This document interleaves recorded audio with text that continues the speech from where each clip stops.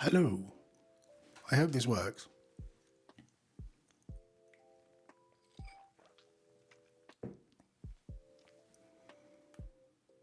In theory,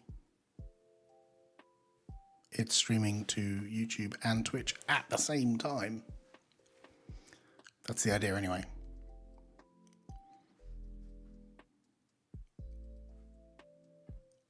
Hello. I am here really. Still at the office. I just wanted to test something out and maybe do some other noodling. But I need to find out if it works. It looks like it's working, I think.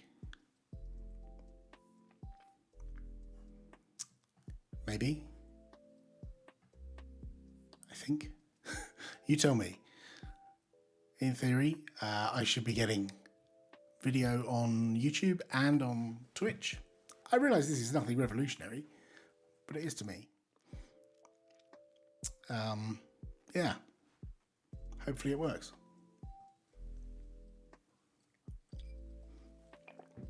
Hopefully you can hear me as well. Hey, Steve, how are you? Thank you for confirming it works.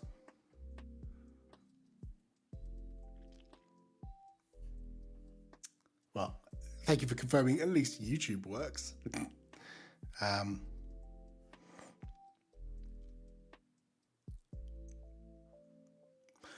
Hello, McPhail. How are you? Now, I need to try and get a text editor on this screen. Hopefully you can see the screen, yes, because this is out of date. If I do that... Oh, I've already started the stream, haven't I? I should update this text file with very important information. Right, so the stream is started. I've told people about it. And I think we've made sure that the stream works. So, yes, all of that worked. Good. Audio okay? Does it sound all right? It's a bit echoey in this room. My stream on Twitch is I am Popey DC over on Twitch. Hey, that would be weird, wouldn't it, if I cross-promote? Yeah, the links are actually there on the screen. I sent out a social post just now, and that's my account on Twitch, and that's my account on YouTube. And I have actually done that as well. Blue Sky, and yes, I've posted everywhere. So actually, if I do that, yes, it's all up to date. Excellent. Looks like it's working. Bitrate seems good at both ends. Good, good, good, good, good. Super. So the thing I actually wanted to mention was this Stream Sprout, which is what I'm using. So in theory, somewhere here, there is a browser window, maybe. There it is. And I can show you a Stream Sprout. Yes, I'm on a Mac. I'm at work. Still, I haven't left for the day yet. There's a very good reason why I haven't left for the day yet. And that reason is there's a power cut at home. And I'm not going home, like when there's no power at home. And they said it will be fixed in about an hour. So I'm hoping in about an hour I can go home, but I'm not going. I'm not going home now. So this is Stream Sprout, and you'll notice it's part of Wimpy's World. So it's another thing that Martin did, and I think he made it a while ago, and he's spruced it up a little bit and put it in GitHub and done a release 4 hours ago. So I'm using bleeding edge software.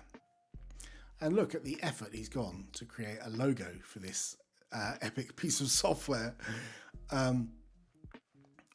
As with many things Martin creates, it's a shell script, right? It's this is a shell script. And that's what I'm using to stream to multiple locations. It's pretty neat. The idea is you run this somewhere, and then you point your OBS at this, and then this splits the stream and sends it to all the different places. So I've got this running on a box out on the internet somewhere, but you could run it locally. You could run it on your local machine, or another machine on your network. And it then splits the RTMP stream and sends it off to all the destinations. It's really easy to set up. I mean, it's a shell script. There is a YAML file to configure it, and there's an example YAML file in the repository. So let's have a look at the example YAML file. It's pretty straightforward. There's not a lot to it. You specify the URL of your server. So you put it somewhere, either here or remote. And the IP address here, like if it's only locally accessed over the local network, then you could use that. Or you could put the public IP if you want it to be connectable from outside, because this is, like, I've got it running somewhere on the internet, and so I've got the public IP in there. And then the port number. Then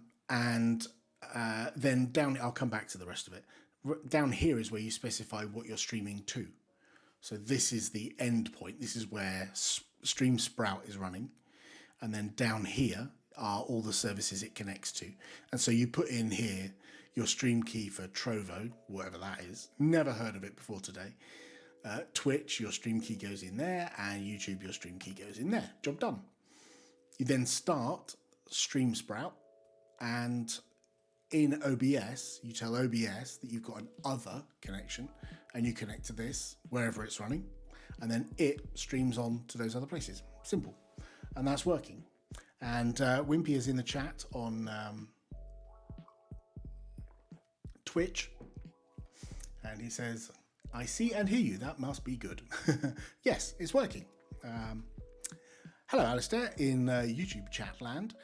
Surprised OBS doesn't have this capability built in. I think there are plugins for this kind of thing.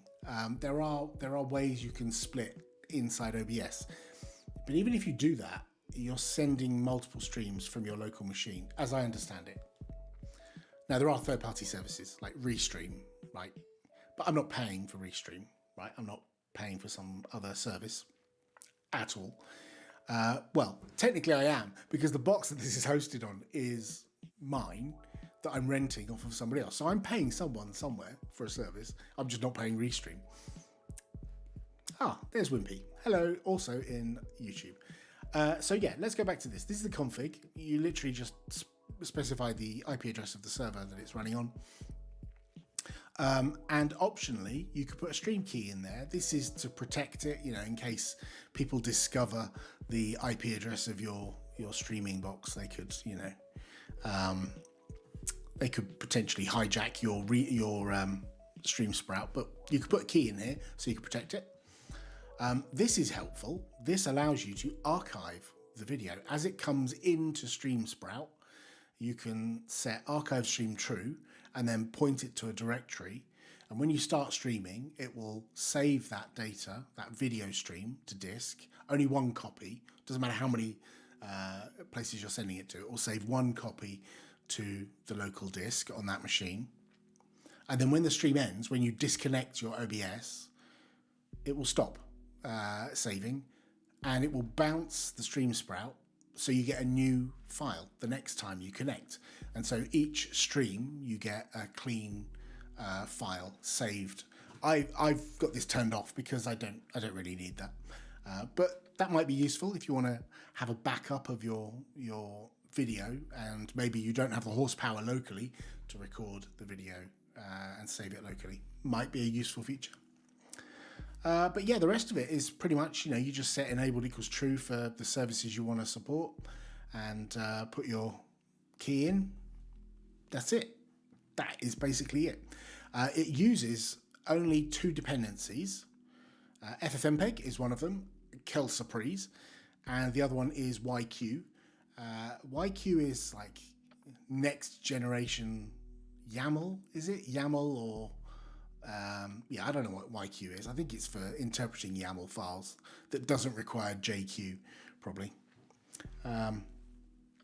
Yes, ability to run it on another system is a good feature. You could run it on like a laptop or, you know, another box in your environment, but I'm running it remotely. Hello, Esme. Yes, Wimpy says YQ is JQ for YAML. There we go. That's what YQ is. So yeah, all you need is a few bits and bobs. This one is for when you want when it finishes the stream and it bounces the server, it has to kill, and I think the tool to kill is in that package. Oh, unsurprisingly, there's a Nix flake, and Martin's put a deb in the releases page. So over here, you'll find 0.1.0 is out 4 hours ago, and yeah, there's a deb down here. So if you're on an Ubuntu type system, you could use the deb, and that will then pull in the dependencies. But if you're on a version older than 2404, you probably got to go and get YQ yourself, because I don't think YQ is in any older releases. But you could get that from somewhere else. I just went and got YQ from upstream, and it works fine. So yeah, hello, drummer in Twitch. This is weird having two chats open. Very, very weird. Not sure I like it, but it works. So yeah, this is just one. Oh, the main benefit obviously is I'm only sending data once from this machine, and I'm at my office where the internet is like a bit variable. And so I'm only sending one copy of the data out to the cloud, but it's my cloud. It's nobody else's cloud. It's mine. Yeah, that's pretty cool. There is an issue filed. Create a container image. Yeah, this would be quite cool. So I think Martin's going to create a Docker container, and that'll be cool. Yeah, so that's StreamSprout. There you go. It works. Needs a chat bridge. No thanks. Yeah, I could like put all the chat on screen or have it like merged together, but no, I don't want that, thanks. Front end API to merge chat reading. Like 2 separate people said this in different places, or the same person said it in both to try and trigger me. Maybe. Yeah, Steve points out there are already tools to merge chat. I'm not doing that. I'm not putting the chat on the screen. Tough. It's just not happening. So yeah, I can now tick off. Somewhere in here is a terminal. There we go. I could tick off, talk about StreamSprout. It is now ticked off on my to-do list. There you go, Martin. Job done. It works. Alistair says he was playing with FFmpeg HLS streaming the other day. FFmpeg in Docker has all the dependencies. Yeah, ooh, interesting. I've never used FFmpeg in Docker. I'd never used Docker before, like a couple of weeks ago, really. Yeah. It's pretty cool. I'm quite pleased with this. It's working really well. The health on YouTube is saying excellent condition. No problem at all. Stream health is excellent. And the Twitch one says I'm sending 6 meg a second and it's green. There's a couple of little drops in there, but nothing to write home about. Seems all right. Wicked. Now, obviously this would be more interesting if there were more places that I was streaming to. If I was like streaming to 8 different services, that might be interesting. I would worry slightly about the bandwidth on my box, but I'm sure it's fine. HLS is how Twitch and YouTube serves up your stream to viewers. Oh, I see, as it breaks it up into short video over HTTP. Oh yeah, let's look at the source. If we go back to, where is it? Over here.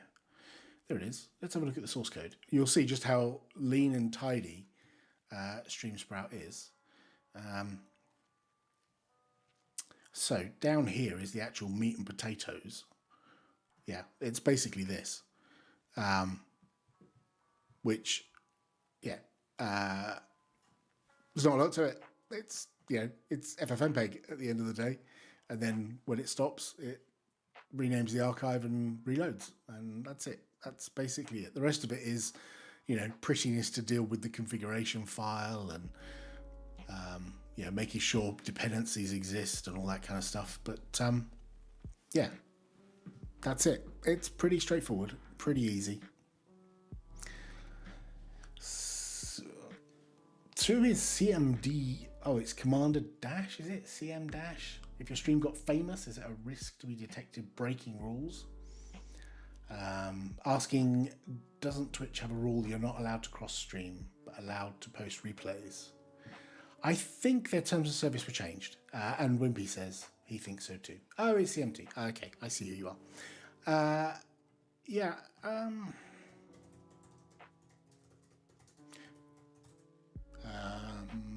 Multiple. Simulcasting guidelines. They call it simulcasting. Yes.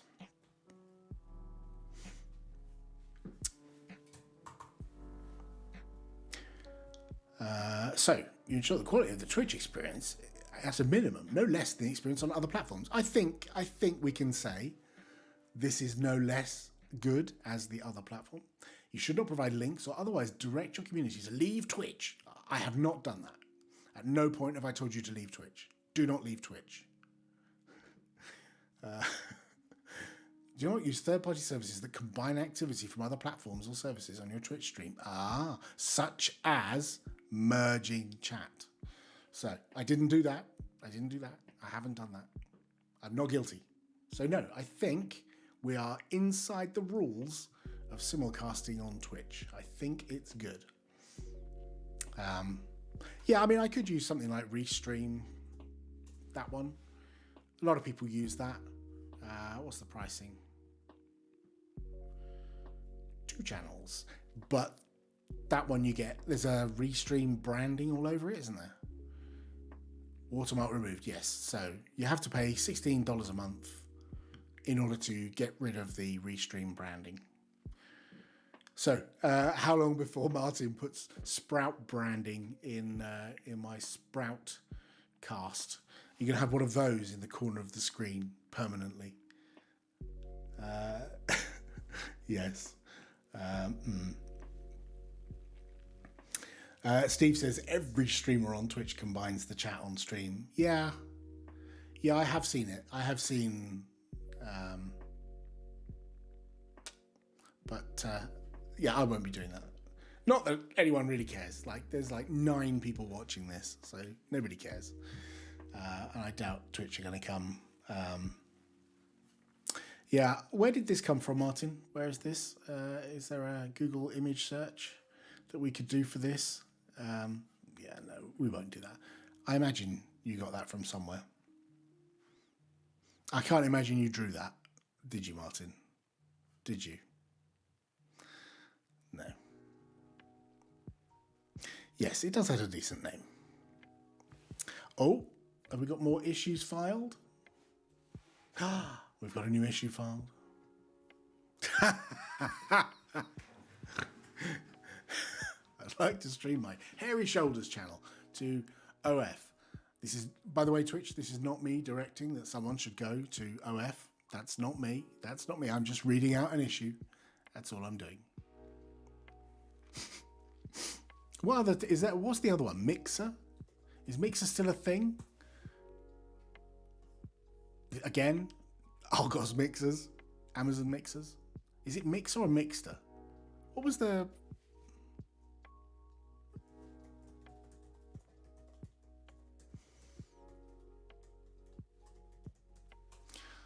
What was the other one? 12 best alternative. Oh my gosh. Again, Twitch. I'm not telling people to go somewhere else. Don't worry. Alternatives to YouTube. Well, obviously Twitch is the top alternative. Where does everyone else stream? Like, I assume Twitch and YouTube everyone knows about. But I guess it depends. Oh, Mixer is dead, is it? Thank you, David. I didn't realise Mixer was dead. They shut down. Oh, okay. Don't have to worry about that. Oh, Rumble. All the right-wing weirdos are on Rumble, aren't they? Well, anyone who is not Flavour of the Month on YouTube and Twitch is over on Rumble, it seems. There's a guy I follow on Rumble. That's only because he wasn't allowed on YouTube anymore. You can stream on a PeerTube. Ooh, Does PeerTube support RTMP?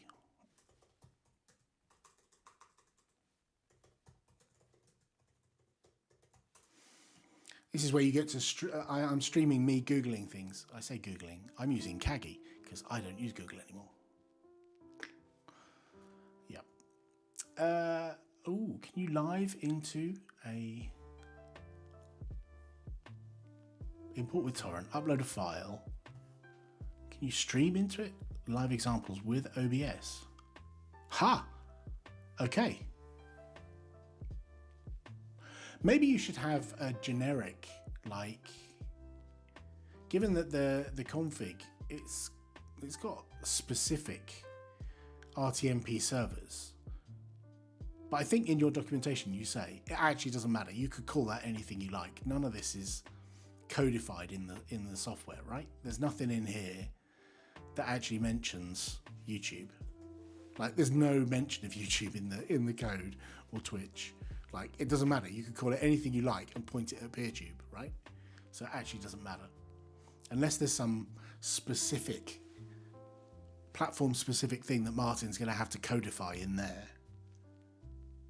Yeah, it's freeform. So long as you have an RTMP destination, just add it. So it doesn't really matter. Those are just examples in there, right? Nice. Kick. Why is kick missing? Oh, gambling. Yeah, that's true. That's a good reason not to put it in. I did have a to-do list, but, you know, I don't think we're going to get to it because this is just, you know, way more fun.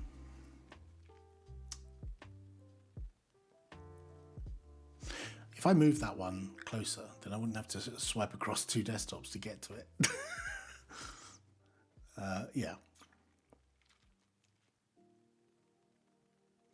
So I guess you're really just limited by the bandwidth and the processing power of the box that you're running Sprout on, Stream Sprout, sorry.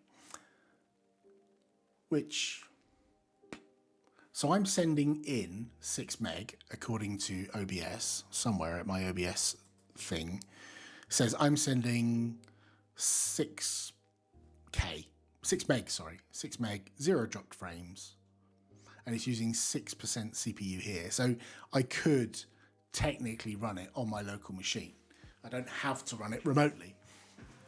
But if I ran it on my local machine, then I'd be sending 6 meg over the local network to Stream Sprout, and then 12 meg out to the internet. I don't think that's friendly to my local network. Yeah, Stream Sprout will almost not feature in your CPU usage, Martin confidently says. It's just shuffling data over network interfaces. Yes, I suspect that's probably the case. I would show you if I could find the terminal that I've got it running in. Bear with me a moment. It's around here somewhere.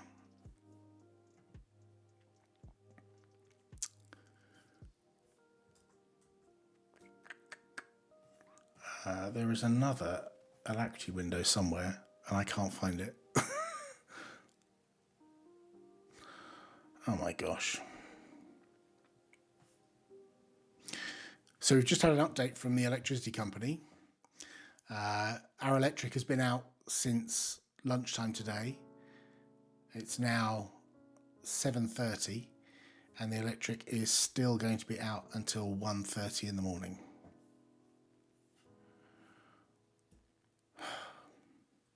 Oh dear.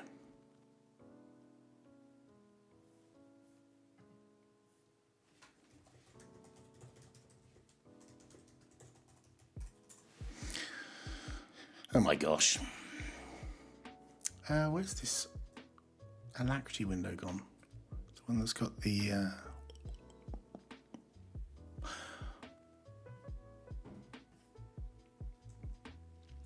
I cannot find for the life of me. This is one of the things I suffer with on the Mac is window management. I like I lose windows very, very easily.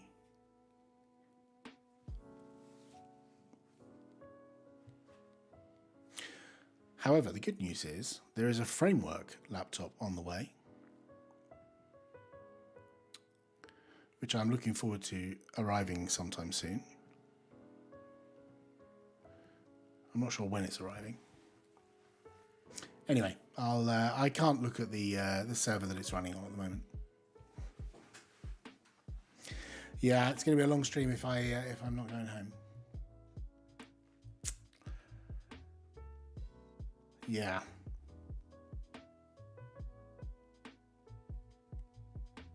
I think all the food in our fridge. We had a shop delivered today as well this evening. Like 4 o'clock, the shopping was delivered, and it's like the fridge and the freezer are both off.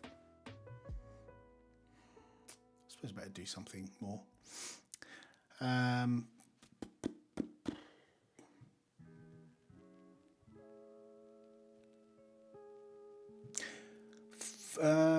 So Drummer says, for what it's worth, macOS Sequoia is supposed to deal with window snapping now. Patents expiring. Window snapping as in putting two side by side and that kind of thing. I have that here. I have YouTube and Twitch side by side on one display. Kind of one snap to the left, one snap to the right. And I can like move left and right. I can't show you because it's on another display. But yeah, that kind of works.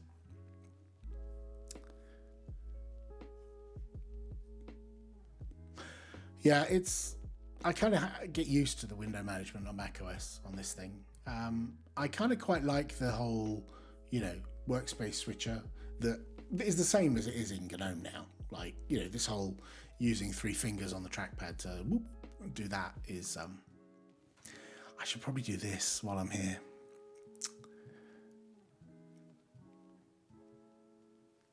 Any other questions about Stream Sprout? Seems to be working all right. The other thing I have on the Mac, actually, that I love is this. And everyone else seems to hate it. This little application here is... it's a thing that does the same as sloppy focus on Linux. It highlights the window underneath the mouse, which I love. So yeah, I have that, but it is frustrating sometimes because it highlights the wrong thing. Anyway, I was going to update a couple of snaps while I'm here because I noticed a couple of them needed updating while I'm here. Oh, Drummer was saying dragging and placing on different spaces, quarters. Yes, it only does half and half at the moment. It doesn't do quarters on the Mac. Okay, now I mentioned about the bitrate. Twitch is complaining. It's complaining because I'm going slightly over the 6 meg amount that it thinks I should be using. So I'm going to update a couple of snaps. Wimpy's off to record Ask the Hosts. Yeah, StreamSpout is working well. Thank you, Wimpy. I love that he left the reply in both chats. He was clearly watching both. Not that one. That one. So this, I need to build 191 because they've put a new release out. When was that? July 22nd. That is today. A new version is out, so I should be able to build that. I think. Let's see.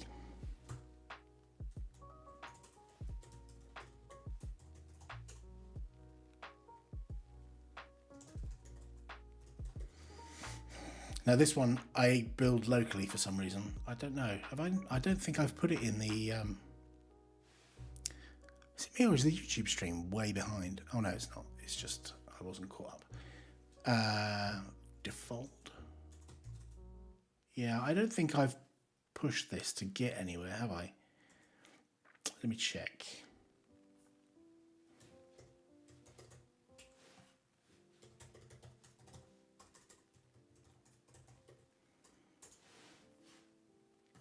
I don't think I've put it in here anywhere. I should.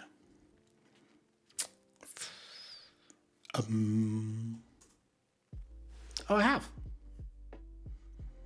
Well, Stone the Crows. It is in there. So therefore, I don't need to build it locally. I can... Ugh. Right, hold on. I need to type in a two-factor auth, so I'm not going to have you looking at that.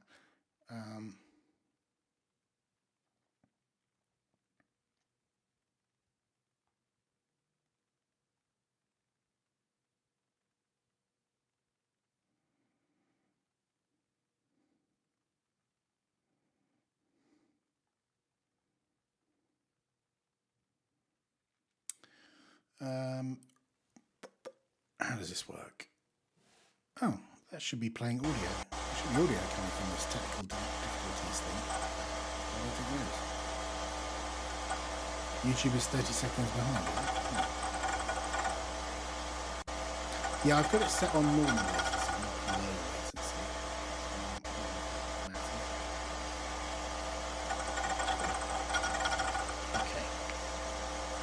Okay, now we're in. So...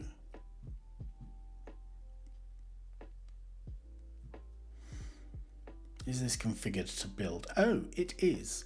Okay. Okay. So I haven't touched this in 4 months, but I'm pretty sure this should work, because when I look at the last thing it built was 190. Well, let's see what happens. If I trigger a build of default and see what happens. Steve says 6,000 is supposed to be the max, but I send 7,500. Golly. Yeah, I think Wimpy does. Yeah, he does.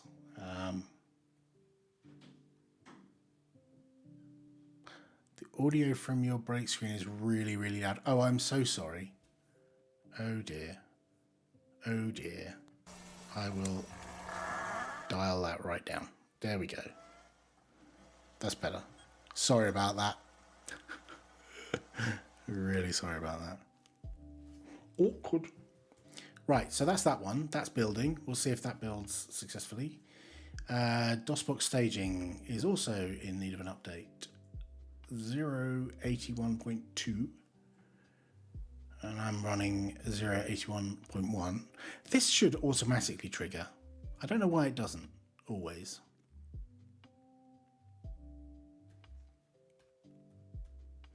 I should set latency to ultra low, apparently. Ultra low latency. Yeah, I don't know what the impact of that is. I can't change it while it's running, unfortunately. This is really slow. Why is this website so slow? I should find a bug. This is like atrociously slow. I mean, it's only showing 15 lines of stuff. Right, trigger a new build. Oh, let me just check. This hasn't got like a... Ooh, I've got no GitHub action in here. That's the thing I should update. Yeah, this just pulls the latest by the look of it. Yes, it does. That would be good. I should add GitHub action. I should add that to my to-do list. Where's my to-do list? Here it is. I just had a message from my wife. She's taken our son out for dinner because we can't cook. We should make sure she keeps receipts and claim it off the electricity company. I assume we can do that. What was on my to-do list I was going to do? Add GitHub action to DOSBox staging. This is literally a copy and paste.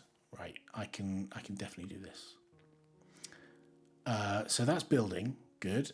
Right, while that's building, let's go and have a look at the default Snap has a workflow for tests that Snap can build. Let's just do that in there. Right. Every so often I should get rid of that as well. I don't use Travis anymore, like 4 years ago. Oh. Can I edit that and just delete it? Where is the delete button? Isn't there a delete button somewhere? just delete a file.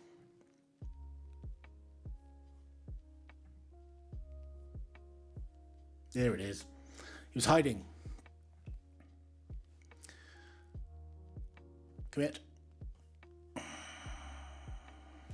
I mean, clean up Travis. Don't use Travis anymore.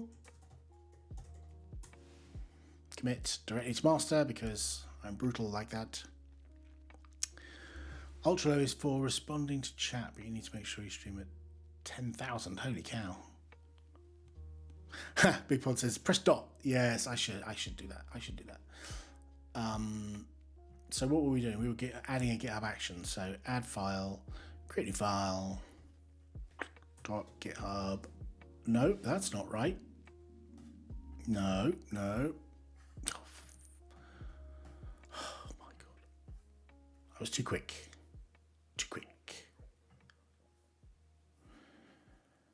Add file.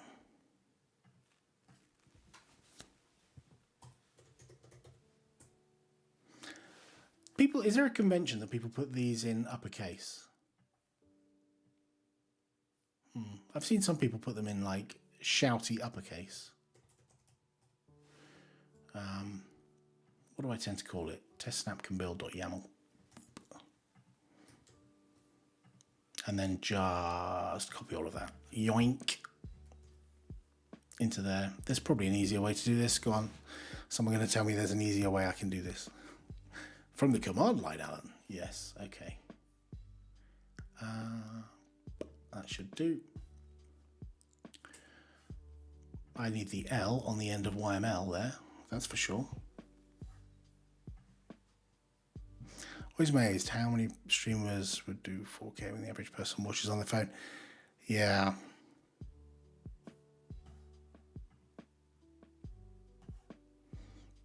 Alistair says workflows. Never seen that. Never seen what? What? The use of the word workflows, or it's not workflow singular, is it? I'm assuming Martin has some here. Yeah, workflows. Okay.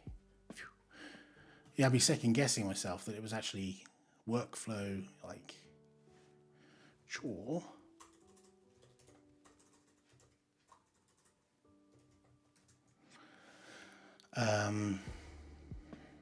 Add. What is this? This is a action to test build the snap. Consistent with my other snaps. Oh, uppercase workflow names. Yeah, I don't know where I've seen it. Maybe I'm just confusing it with the whole issue template stuff that is uppercase and funding and stuff like that. Maybe. Do you know what I haven't done? I've only done it on push and pull. I should do it on... anyway, it doesn't matter. Right. Pending.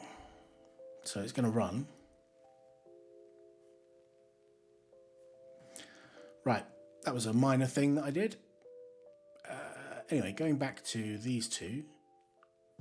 That one is building, and that one is cancelled because I just made a change to the repository. So that triggered this one to build again, I guess. This one builds for AMD64, ARM-HF, and ARM64. And I bet Launchpad is busy as it always is.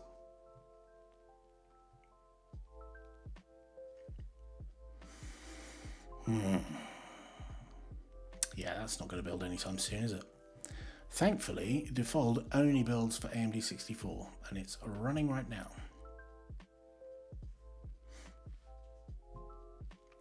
What I really should do is automate myself out of existence with further GitHub actions that spot when a new release is out upstream and bump the release in the store, but that's for another day. What else? NC Spot. I think I've already done that. Yeah, 112. NC Spot, and I already tested it on my laptop. So NC Spot 112 is already in these three channels. I should probably get rid of the i386 build.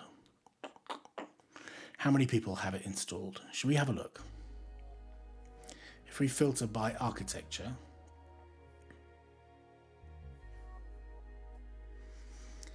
(1.22%), 17 people have the i386 build of NC Spot installed.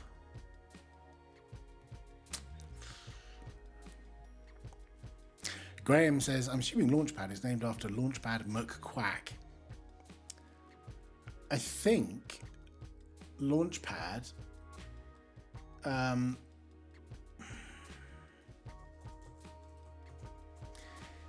they're all spacey themed things, because, you know, Mark Shuttleworth was, you know, went into space, don't you know? And I have a feeling that a lot of the original projects were space named. What's the bug system called? Is there a launchpad.net/launchpad, isn't it? That's where you get the actual code for Launchpad. And I think there's parts of it that are called, there you go, Soyuz is one of them. I don't know why that one's called Malone. There was a phase at Canonical where stuff was space themed. Then there was a phase where everything was named after a city.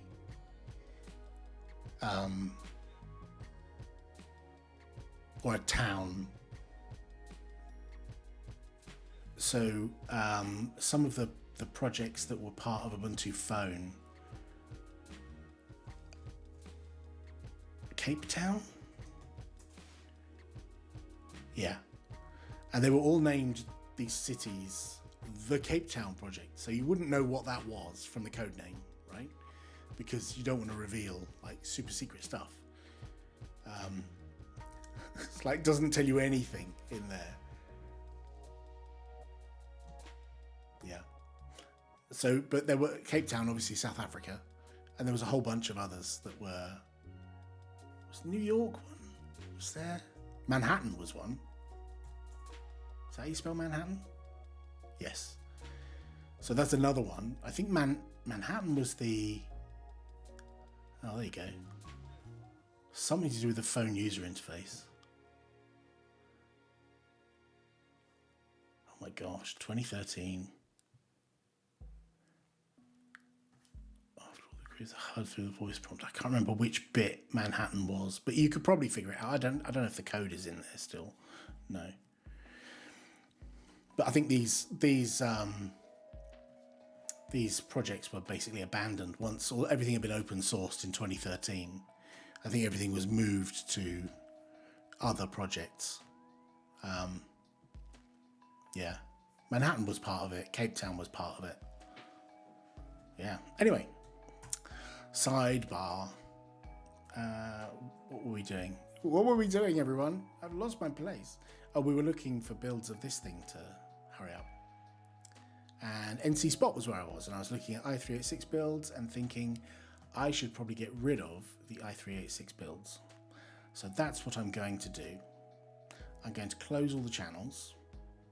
The annoying thing is, with this, you can't just say, get rid of that build. I can't say, like, just close that one.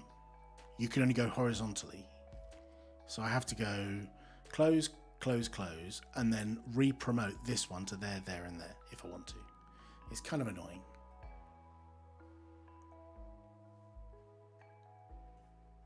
Should we file a bug? Yes, let's file a bug. Is there already a bug? Per architecture management. Close.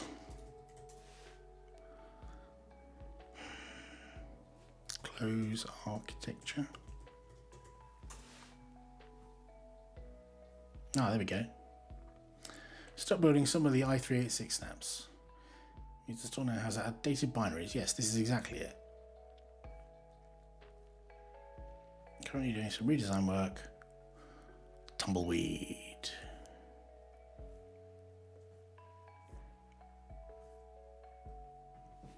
Hello. Did this ever get prioritized. Notice it's still a little painful to remove. i386 builds, or indeed any architecture.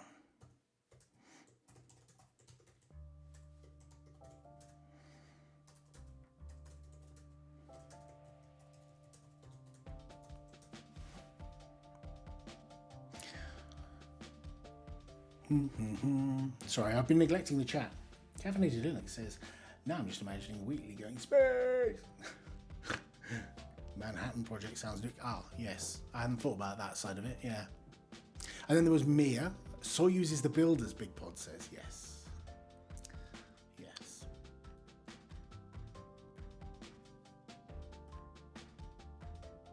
Thank you for your feedback. Oh. That disappeared into inside canonical. Right, okay. So the answer is no. I will close that, and then close that. Bop. So as soon as I press save, this snap will disappear momentarily from the index, and then I go promote to stable. And that will only promote these three because it only now builds those three architectures and not those. So if I hit save, done. So now if I go back to my terminal, which was over here somewhere, and I go snap info NC spot, there it is. And I'm already running that version, and I'm pretty sure I've already tested that. Yay. And it plays. Oh my gosh, that's my Spotify playlist. Don't look at that. So yeah, that's that one. That works. Job done. That one is hard. I will have to come back to that one. Twine.js, that one will be easy. So Twine.js is cool. I don't have it installed here. If you've never heard of it, it's a story building thing. Need to click the report my own snap. Twine.js. It's like an interactive fiction creation tool. A tool for telling interactive stories.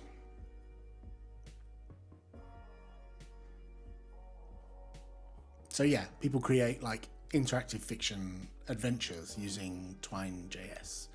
It's quite nice. It's quite straightforward. There's a new version that was released yesterday. I think it's an Electron app. It's, you know, the usual kind of thing. The release notes can be found here. So what's new in 291?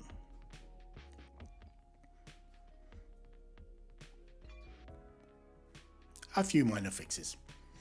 Many libraries. Okay, so this is a bug fixes and performance improvements. So Twine, it builds using another thing in my GitHub.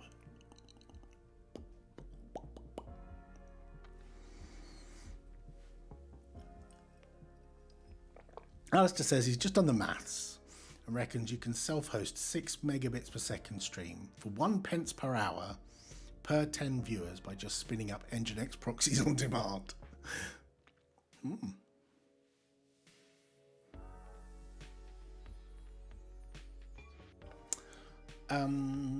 Twine.js. So last built a month ago, I suspect. Oh look, I've got the. Oh, what happened here? Failure. Wonder why that is. Core 18. That's why. Is it still using Core 18? No. Is it really? Oh gosh. Oh, I need to. Right, let's get rid of that. He's going. Get rid of Travis. Goodbye, Travis.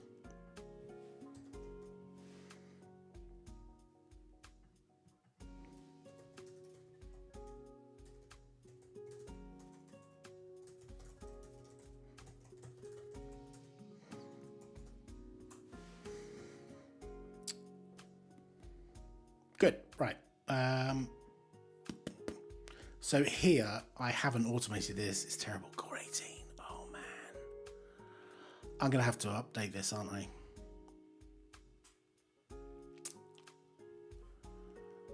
I wonder if this will work if I just bump it. I should get rid of the i386 version. How many people are using the i386 version of this? Oops. It's old anyway, so I should probably get rid of it. Like, ain't nobody got time for 32-bit computing by architecture. It's only got like 800 users. But, seven i386 users. Come on, you weirdos. Get a new computer. Yeah, I think I'm going to have to stop building that. Where was it? Here. Right, let's go into the web editor. Updating, McPhail says, updating to a new core is a real chore. Yes. So, what we're going to do is try this. Let's just bump straight to... We can't go to 24 because we're using an extension, and I think... Let me make this bigger. I think that's probably acceptable, isn't it? Somewhere around about there. I have a reason to believe that the GNOME extension Core 22 is experimental in it's in Core 22. Where's Core 24? Doesn't mention it.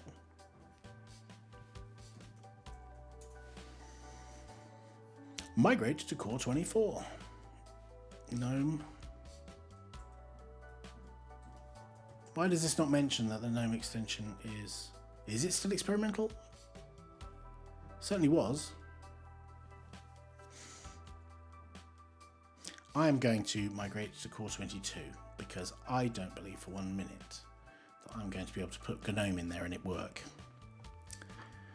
Oh look, I even don't bother building on i386 anymore, so that can go. There's no point doing that anymore. Right, so we're going to update to Core 22. We're going to bump the version. This should pull the latest version. And I'm going to have to change this to GNOME. Command launch. Where have I got a shell script in here somewhere that launches this thing? Yes, I do.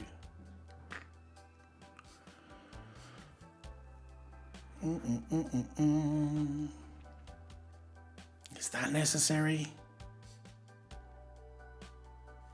Set up temp there. Ooh. Oh, because Twine automatically tries to put stuff in there. So that's why I did this nonsense. I don't need the sandbox because it's got... I don't need it. What I do need to do, I think... Do I need that? I don't think I need that. If I'm using the GNOME extension, I don't think I need this. I think that's done by the GNOME extension. So let's just yoink that. Goodbye. Yeah, we get rid of the Chrome sandbox, and it's sandboxed anyway inside a snap. So, I've saved my work. That's the only change I've done, is bump to Core 22. These packages, they're all going to be the same, aren't they?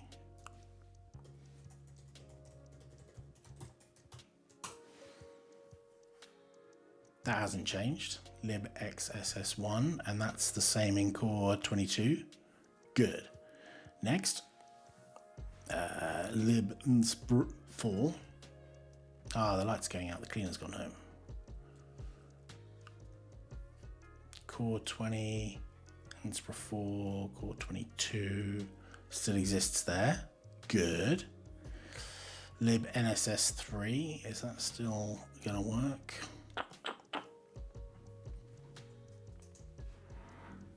Yep. I'm just double checking. I assume these are the same. I don't know that I need that. I think GNOME provides that. I'm going to confidently say that I don't need that.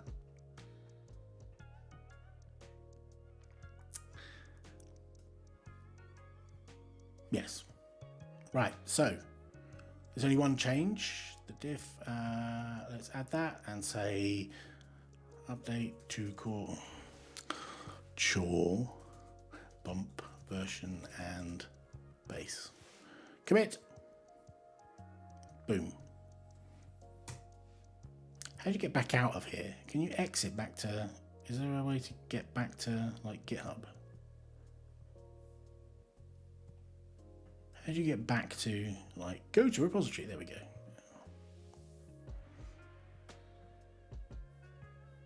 So in theory, this will start building here because I did a pull request. Did I do a pull request? That is a pull request, is it? No, I just ninja'd it into a main. Power. So if that's the case, then over in the Snap Store, this should probably have triggered a build as well. So we're using all the cloud resources.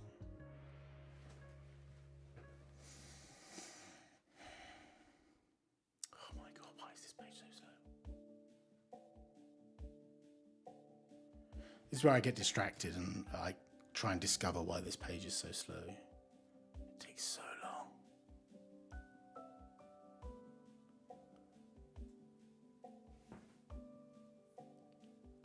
That's outrageous. I definitely clicked it because look, it's got a bar underneath where I said builds, and the spinner is spinning up there. This is so slow. Oh, great. Let's try again. So over here,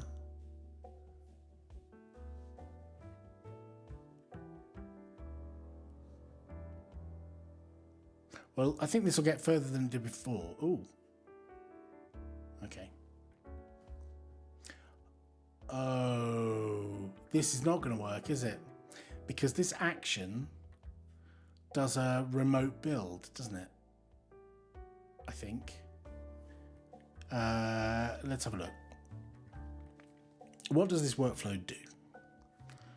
Build. Steps. Checkout, action, snap core, action, build. Oh, I think that actually does build in a LXD container locally. It doesn't do remote build. I lied.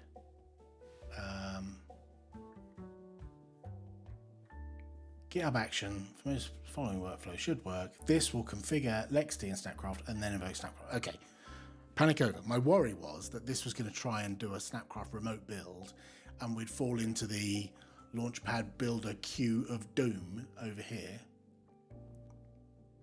and we'd be stuck behind this lot.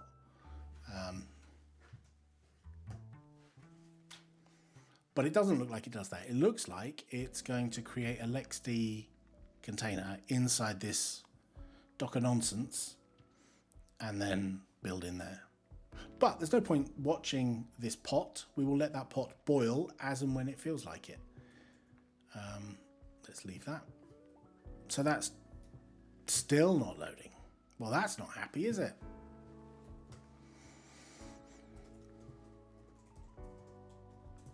Is it a known problem? No, everything is okay. Is there a Launchpad one of these? No incidents reported. Canonical have the same electricity provider as Shape or B? Yes, probably. Yes, something is awry here. That's not good. Why is that broken? Is it just me? Is it the entire site? That loads. What about any of my other snaps? The other pages load. Is it finished? No. No, it am broken, I think.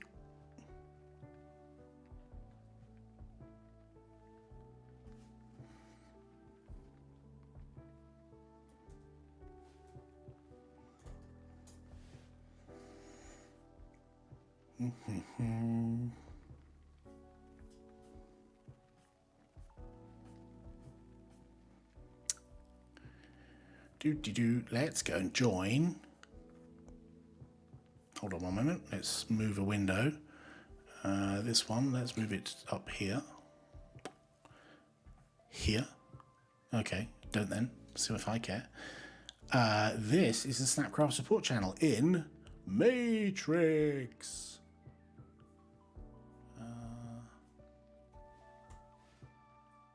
No, I don't want that. I want a little tiny screenshot.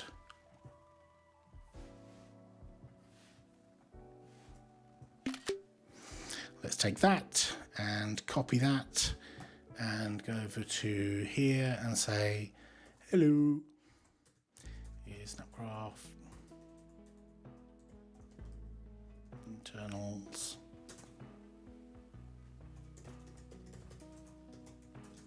No, not publishing pages, build,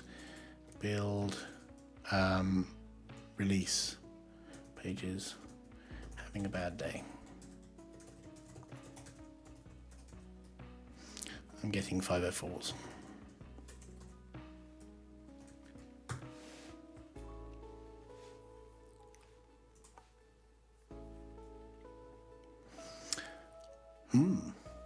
See you later, McPhail. Thank you for dropping by. Is it a cache related thing? Control-Shift-R? I don't think so. Like... No, maybe. Who knows? Oh, this failed.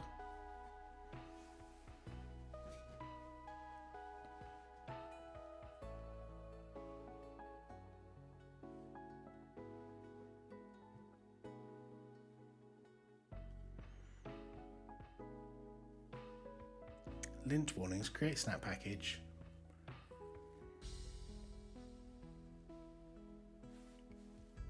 What? Lint warnings, creating snap package. Failed. Why?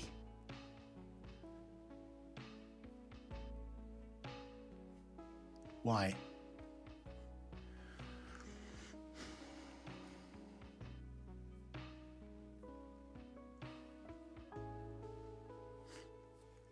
Those stage packages were fine. I wonder if there's a back-end problem, Mrs. And that's why. But that... Oh, I hate that. That tells me nothing. Full execution log. Is there a log attached to this in anywhere? No. Actions. Does it have a log?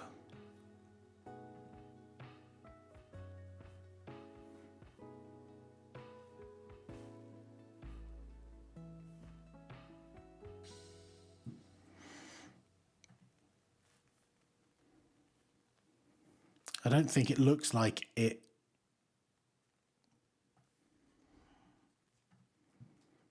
doesn't actually provide that anywhere. I wonder if the action, see, I'm getting diverted into 1,000 different things here. I wonder if the action doesn't do that on purpose, surface that anywhere.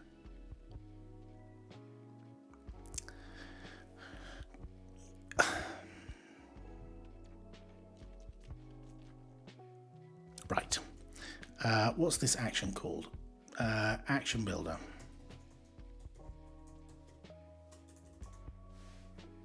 This one.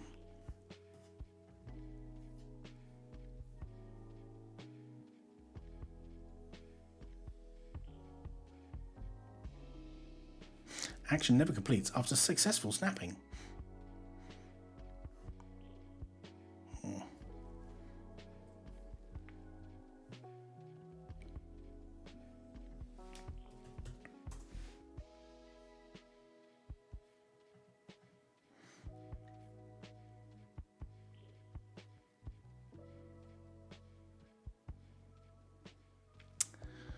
was wondering if I should, yes.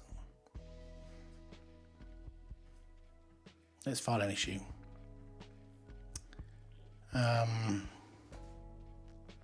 Feature.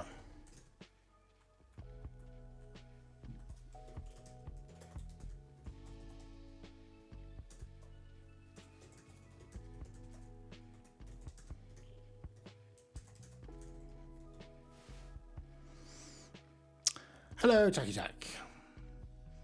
Almost, maybe, possibly. Stay and watch. Howdy, how are you doing? When a build fails and there's no real discernible reason, that's not right, is it? How do you, why is the spell checker in this so rubbish? I just want to spell this word. There's no real way to get at the log. When a build fails, there's no way to get at the log produced by Snapcraft.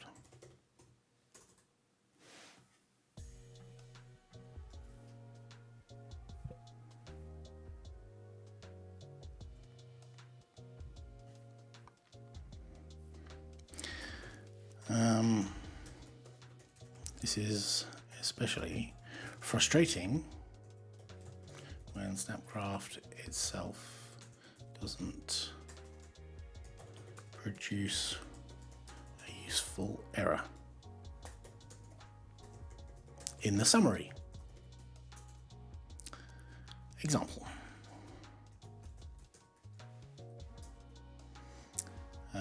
Let's text.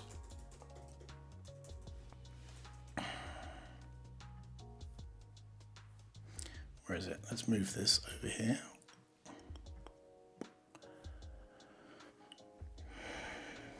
Can I just copy that? And go, there we go.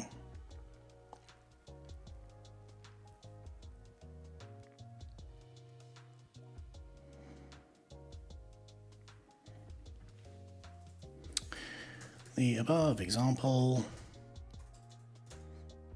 there's no detail about why the final step of creating the package has failed. That's a Snapcraft bug. Granted. But when this happens, it would be useful to have access to the full log, as I can't log in to the runner.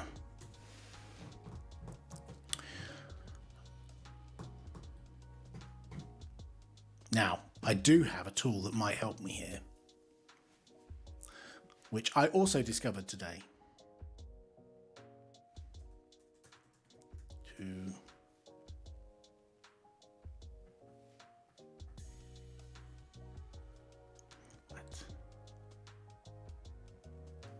What? That looks broken. Oh, that's got line number. Is that line number 90, is it? Is it? Is that what it is? Yeah, line 90. Recommended resolution. So that... Can I view that in plain text format somehow? Oh, man. Is there a way to just show me the whole log? View raw logs. There we go.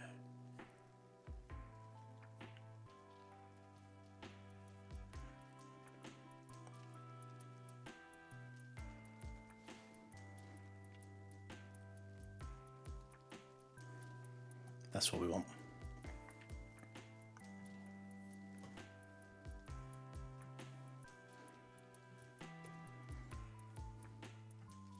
That's easier to understand. Yep. In the above example, there's no detail detail about why the file super creating the package failed. That's a Snapcraft bug, granted. But when this happens, comma, it would be useful to have access to the full log, as I can't log into the runner to get to it manually. Thanks.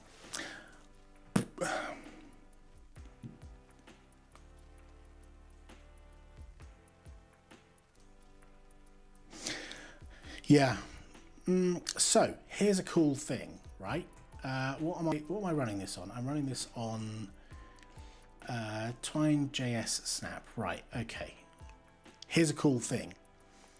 I don't know if this is going to work, so bear with me. Personal projects, Popey. No, I don't have it cloned already. Right, let's go back to the repo, and I'm going to use a super handy tool that I think is absolutely going to fail, but we shall see. I've only learned about this tool today, so let's see if we can get this to work. Right, let's do git clone that, and then if we jump into that repository, check this out. Act. Right, so act, and then this is a tool that lets you run GitHub Actions locally in a Docker container. So let's see, I need to use platform because I don't really want to build ARM64, I want to build AMD64. Where is it? Platform, there we go. Let's do, so we do act minus P,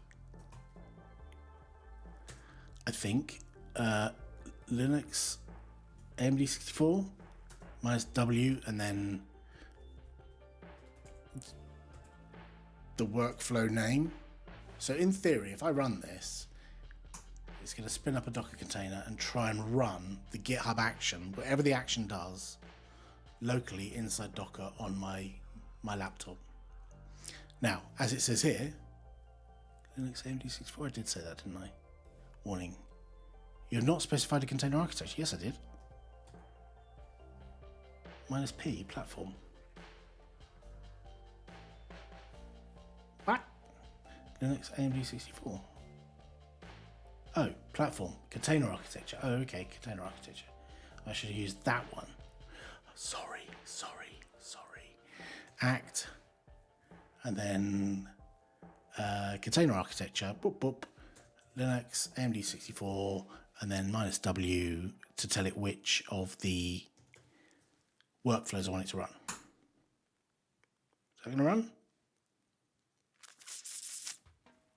So somewhere on my desktop, I've got Docker desktop running. I think it's running. It's not gone to sleep, I don't think.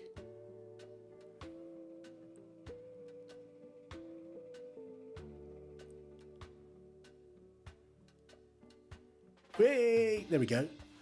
So this has gone to get those actions from upstream. And in theory, I don't know, maybe I'll be able to get hold of the log file if it builds locally.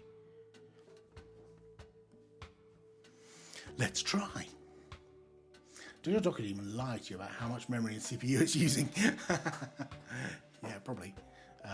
Let's find out. btop. Oops. btop, my favorite top program. Right, what's OBS is using some, not a huge amount. Docker claims it's using, oh crikey, 83% out of 1200 because there's 12 CPUs on this thing.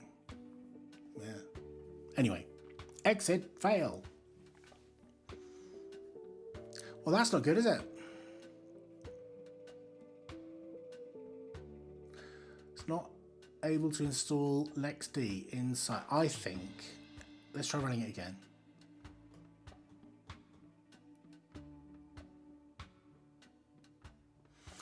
Well, I was hopeful, but I'm just like stumbling upon bug after bug after bug.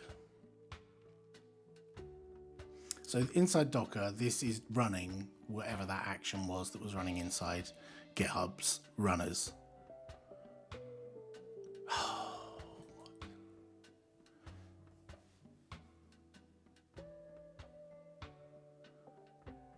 Well, that's just rubbish. Cannot communicate with server. So that's like snapd's not running. The daemon is not running. Surely this action should ensure that that's the case. Well, there we go. That's failed.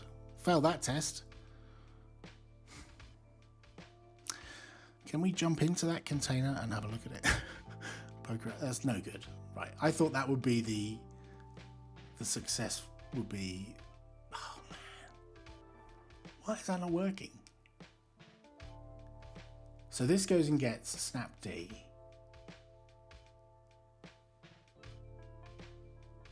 Installing snapd, yeah. Installing snapcraft plus dependencies. So that's part of this snapcore GitHub action. There isn't like a new version of that action that I'm not using, is there?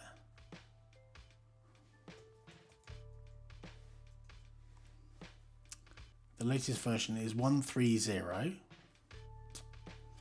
There's nothing I'm using wrong here, is there? Right, so what does my action say?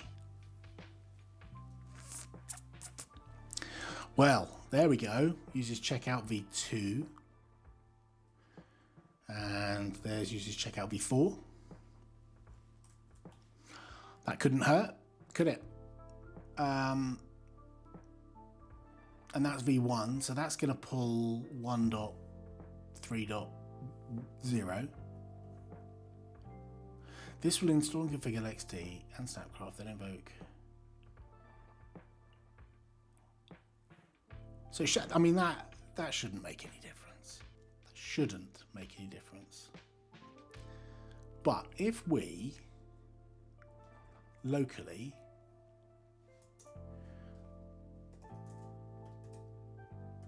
can we just ninja the thing here and just change that to 4?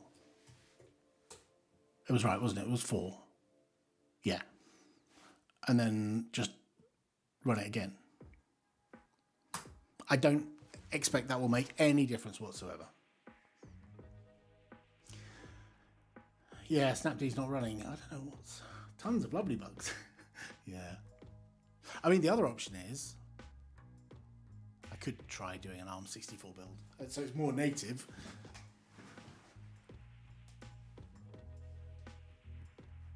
Yeah, it's not running.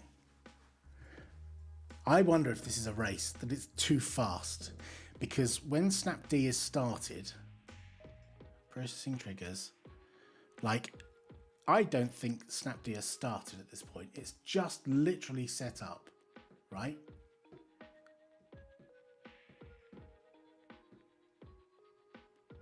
What if we tweaked the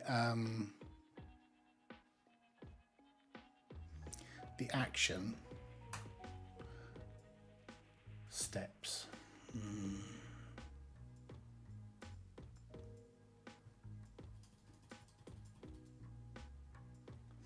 What if we made it install snapd earlier, so by the time it gets down to here, snapd is already running? Isn't there a way to do that? Yeah, or a sleep step. Yeah, that's horrible. That's horrible to do that. Like, ugh. I think you're right, though. I think it's just that it hasn't... Because when snapd is installed for the first time in a machine, which it will be inside this runner, it does this provisioning thing. Provisioning? I can't remember what it's called. GitHub action for sleeping. Oh, look at that.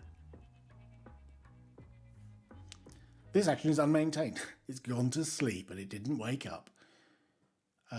Name. Sleep for 30 seconds. Will that work? Are there a bazillion issues that say, this doesn't work? Mac sleep. It's not on a Mac, it's on Linux. It's fine. Should we give it a go? What's the worst that could happen? So basically, boink. Oh God, no. How do you, oh gosh, how do you lay this out? I don't know. So it's in line with the word name. Okay. Steps. See for 30 seconds. No, that's not where it should go, is it? No, that's no good because it's the delays in there. I need to put something up here. Is there a way to install I don't know GitHub Actions. Sorry.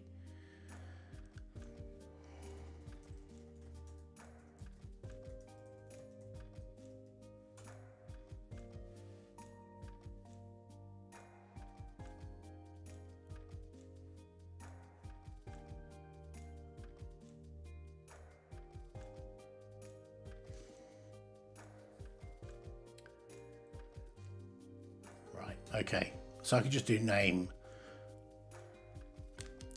early snapd or something like that, right? Name early snapd.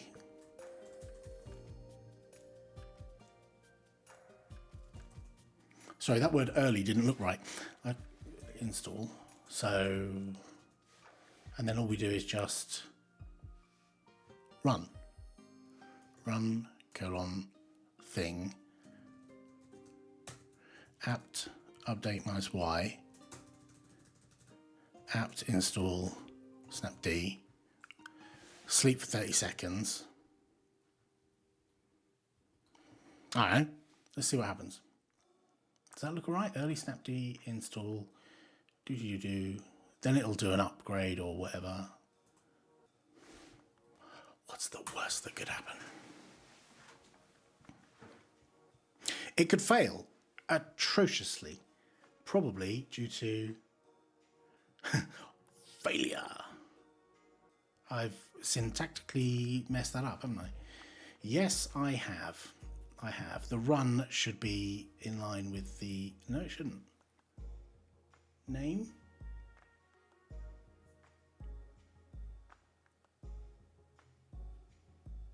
I'm looking at the question, you idiot. You should look at the answer. What am I doing wrong here? I'm not a fan of... Well, not a fan, not an expert.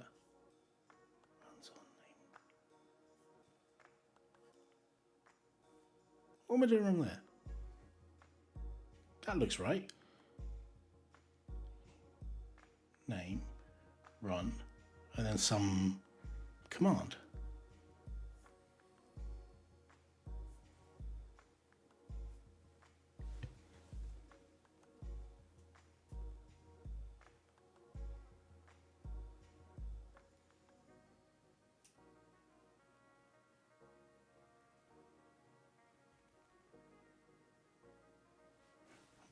What did it fail on? It just... Invalid operation. Oh, anyone notice the typo? Yes, thank you everyone. Thank you everyone. Thank you everyone. For the love of God, look at the chat. Thanks. Thanks. Thanks everyone. Thanks everyone. It's late. Oh my God, this is going to live on forever in my YouTube and Twitch archive. Alan can't read. Thank you. Thank you. Thank you. I am so sorry. I am so sorry. You're trying to run GitHub Actions locally. Did you enable container test nesting? I don't know that I have to for LXD inside Docker. Well, we'll soon find out. I need a y minus y, don't I? That's... Yes, I need a minus y. Apt install minus y. Oopsie.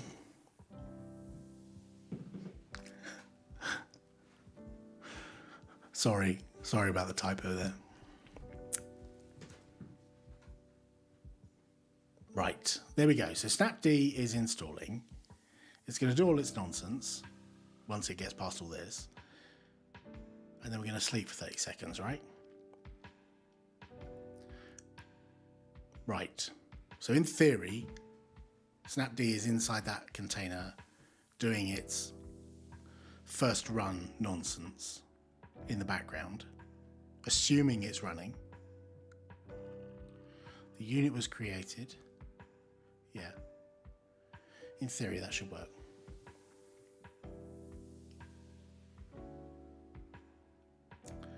Yes. Boo!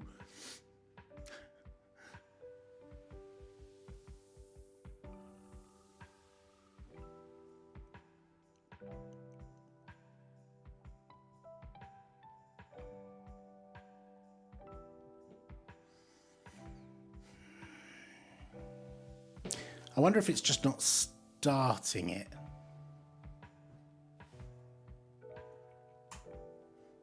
Like, what if I restart Snapd?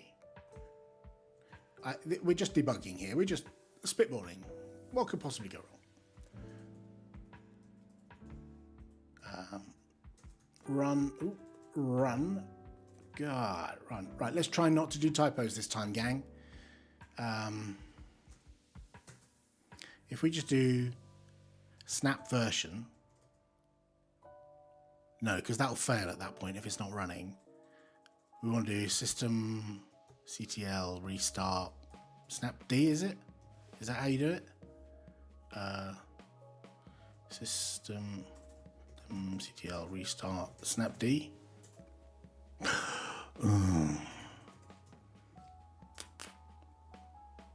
Yes, that is the command you use, but you have to use sudo. I didn't have to use sudo for apt. If we do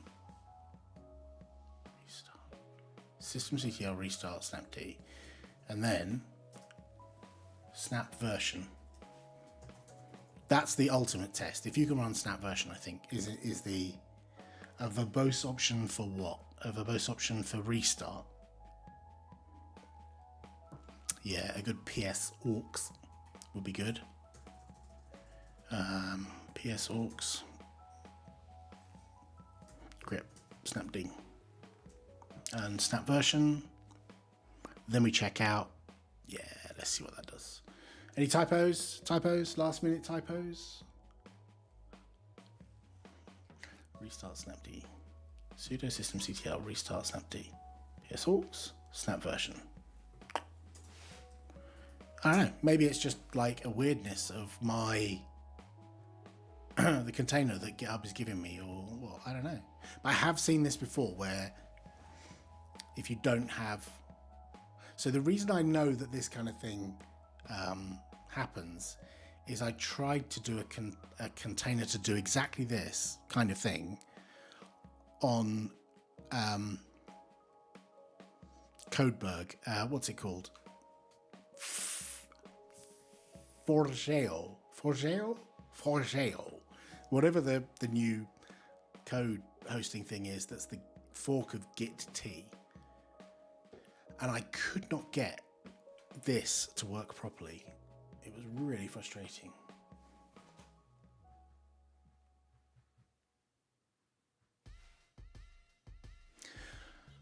Well, with the power out at home, my home server is getting a relax. What? System has not been booted with systemd. What?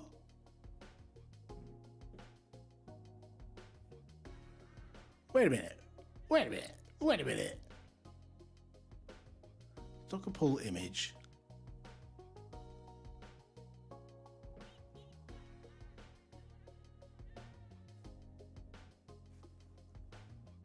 What?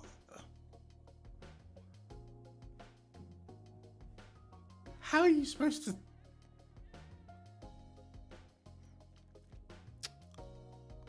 Surely if I say I want Ubuntu, I should get Ubuntu with systemd.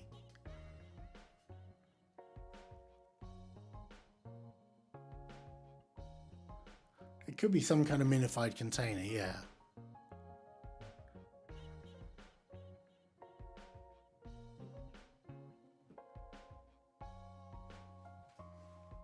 So the tool is called Act.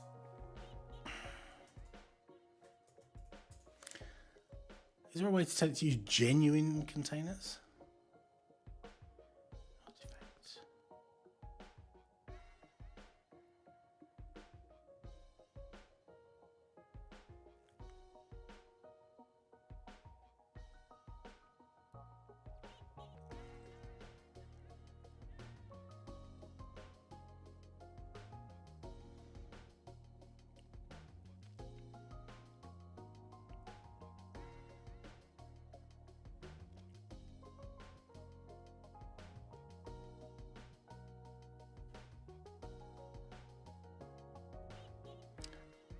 custom image to use per platform.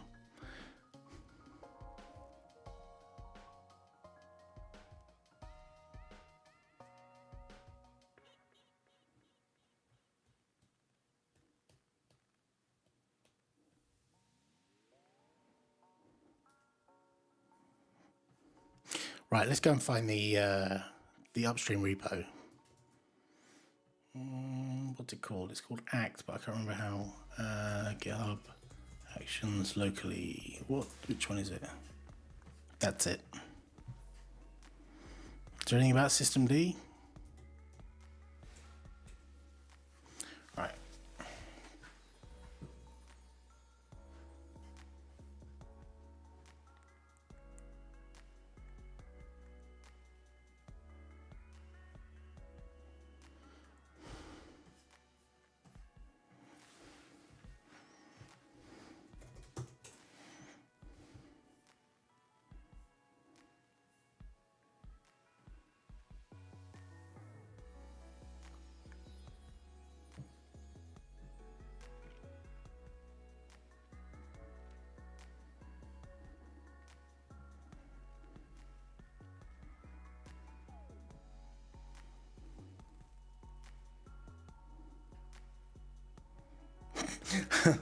Oh, you never got it even close to working. Okay.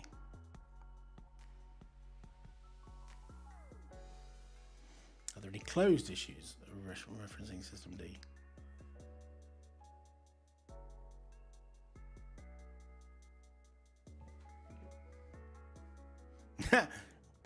That's funny.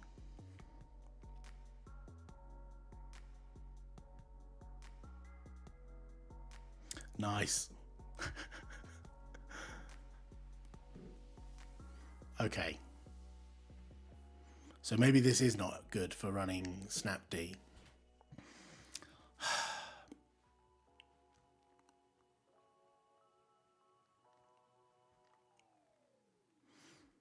Well, the alternative is...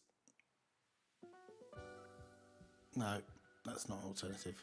Rewinding to where I was, back here.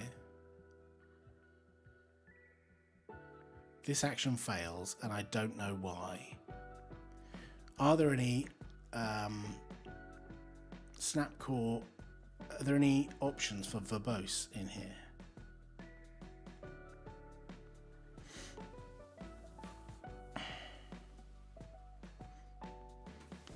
I could do a following step that cats the log file.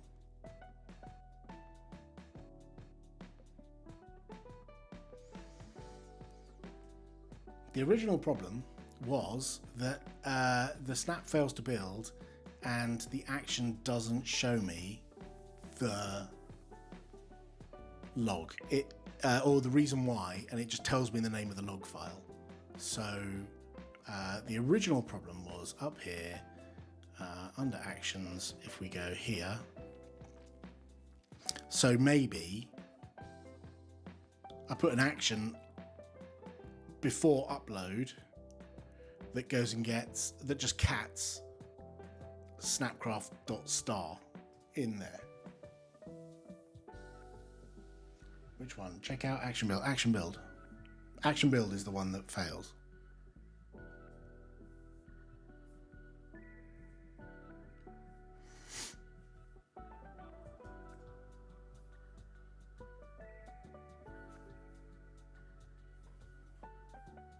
So I do need to change action checkout to v4, and then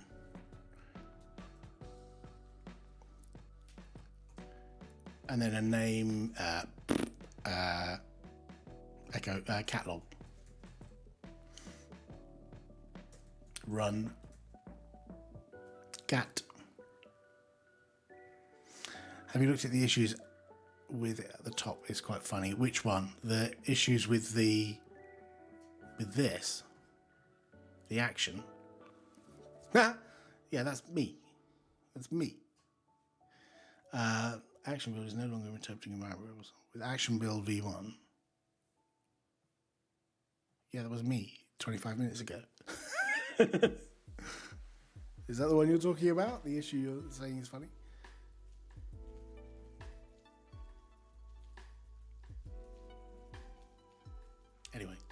Cat. That.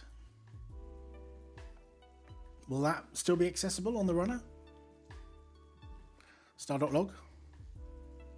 Is it star.log? Was it star.log? Oh man, I haven't got the issue open. Oh, here it is. Cat home runner.local state. Yeah, I reckon star.log. That'll do it, won't it? What could possibly go wrong? Where have I made it to get there? That's how you do it, isn't it? If there's only one command, you can just put it run like that. Bop. Cat. That feels like it'll say command not found. Well, let's find out.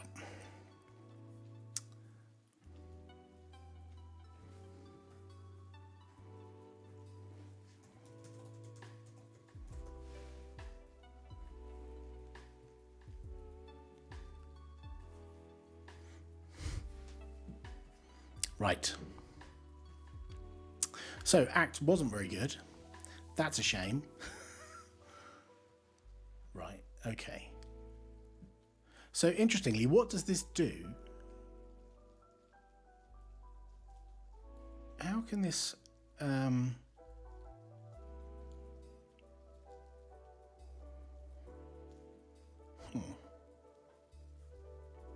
So that was able to install Snapd just fine.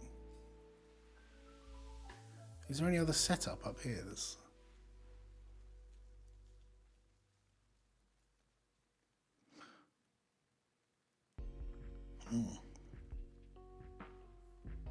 Installs Snapcraft, good.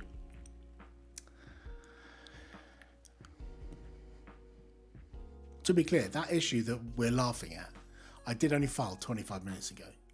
It's not like it's been there for years and I've just remembered. Yeah. So this shouldn't take too long to build and fail, because all it does is add like 5 debs, and then it goes and gets a binary package from upstream and goes and puts it into the snap. Oh man. You know what would be easier is if I built this locally. Brew install Snapcraft, brew install LXD, and just do it all here. But I'm trying not to build stuff locally, if I can. I wonder if any of the other stuff has finished yet. Default is finished. Boom. 1.9.1 is in Edge. So in theory, over on this machine here,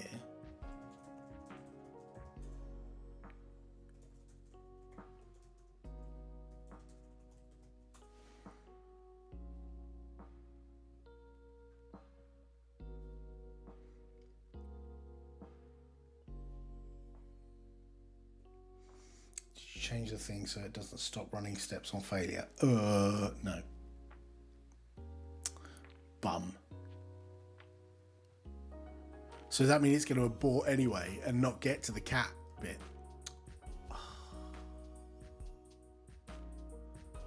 What did it do last time? Did it just skip over everything else?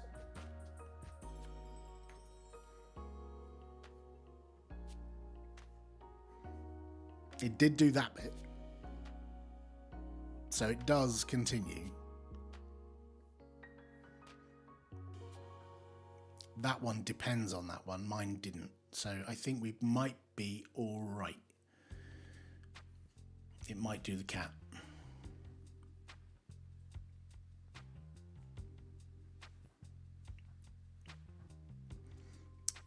Okay. Right. Leave that. Where were we? We were over here somewhere. Default. Right. I just need to put you into technical... what's it mode? Apologies if this is really loud. I'm going to press this button and then I'll minimize this volume right down. I'm just going to go and get my laptop.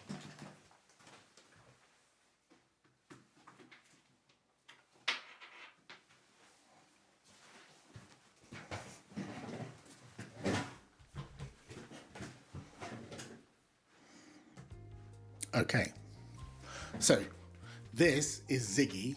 That what you've got on the screen is SSH into.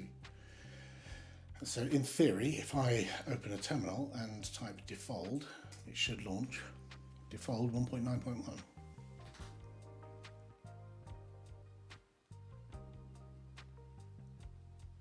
It has launched default 1.9.1. This is default. You can't see it because it's tiny, but yes, great success. And I can open projects and do stuff on here, and it seems to work okay. So good.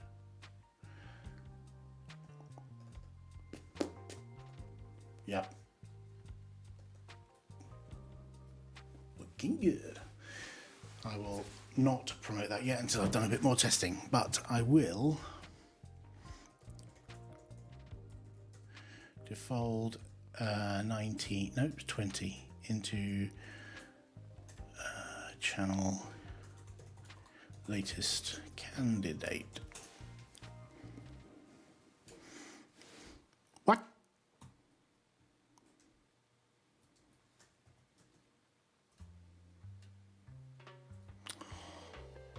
Oh geez, I can never remember the syntax. Let's just press the button in the web page. Ooh, ooh, ooh, ooh. I'll come back to that.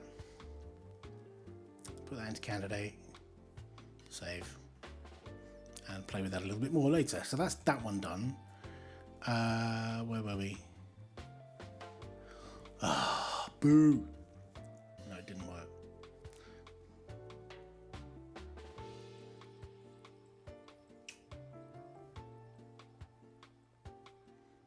Bummer. So that didn't happen. Post run actions. Oh, okay.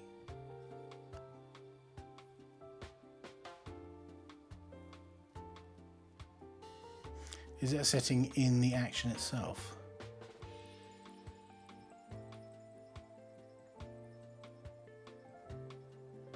Runs on.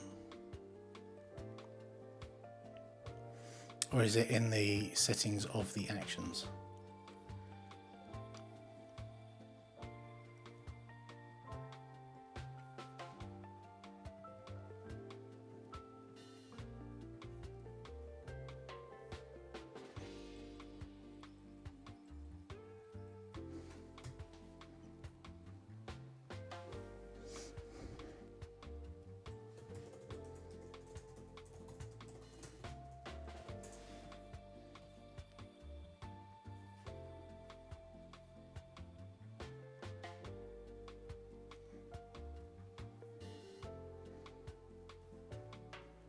Continue on error. Is that really still the right way to do this?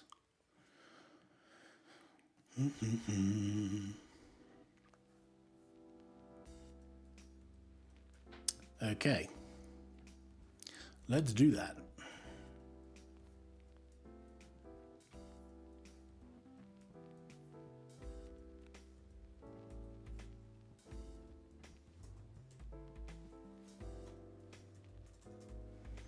Is that where it goes? Runs on, continue on error.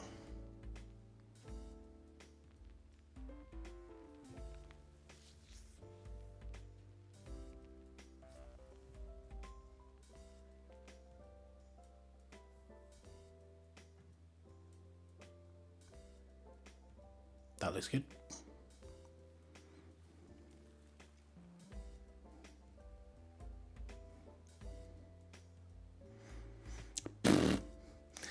The if always one you scroll by might be. Oh, the one in the...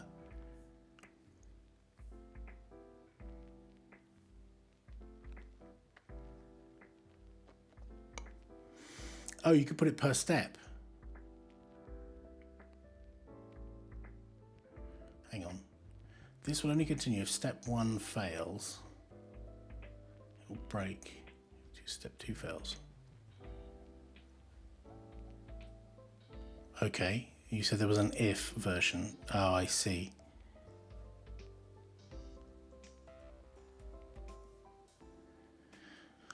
So you can say if a particular part of the job.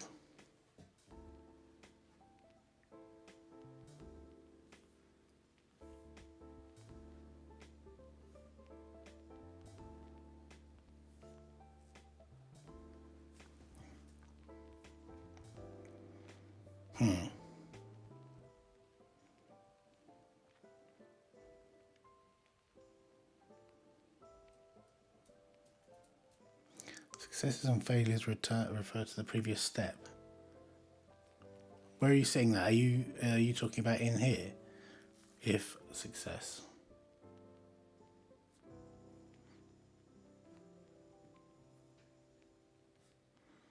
Got an example of the syntax here somewhere. If.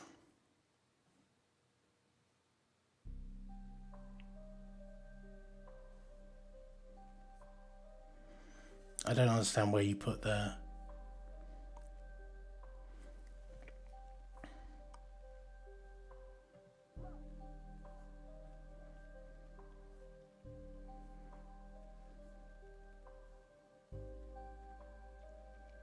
If. Ah, I see. For a single step, it would look like this. So this says if. Where's the always bit? If returns true if all previous steps have succeeded, and always. Okay, so if, well, you could do if cancelled because we only need to see the log when it fails, but if failure. If the job has failed, we count the log. That seems like a reasonable thing to do. So we would put that in here. Boop.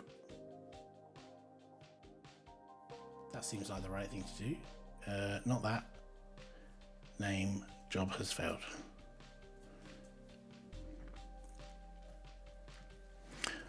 Build failed. Show log.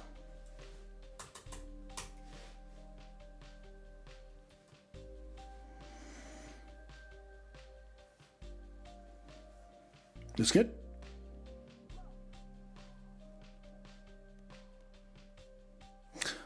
Cancelled is if you actually hit cancel. Right, okay. Well, let's just see what that does.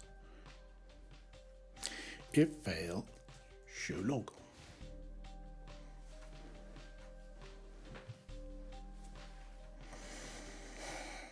How long did it take last time? 12 minutes. Oh no, 12 minutes ago. 4 minutes it takes. Right, so while that's running, DOSBox staging.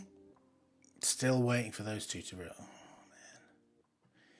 So DOSBox staging, we have 0.81.2 in Edge. Oh, I could do that over here, couldn't I? Snap info, DOSBox staging.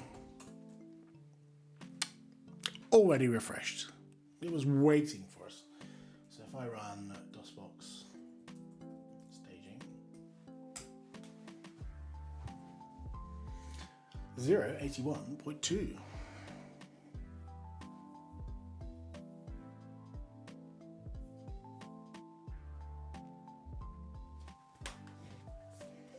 Zero 81.2. You probably can't see that, but there it is. Nice.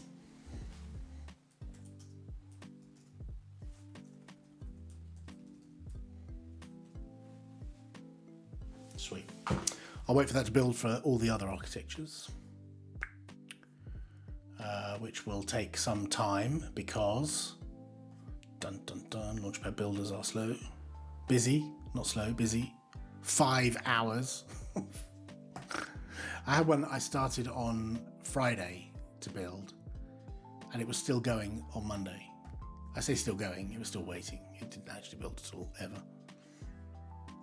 Anyway, that's still chugging away.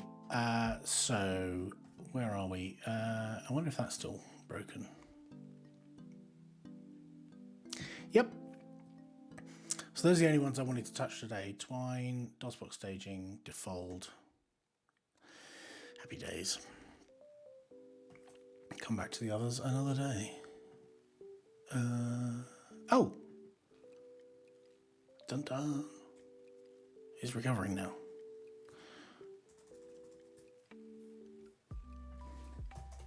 Never mind, transient issue. Or a power cut. Or something.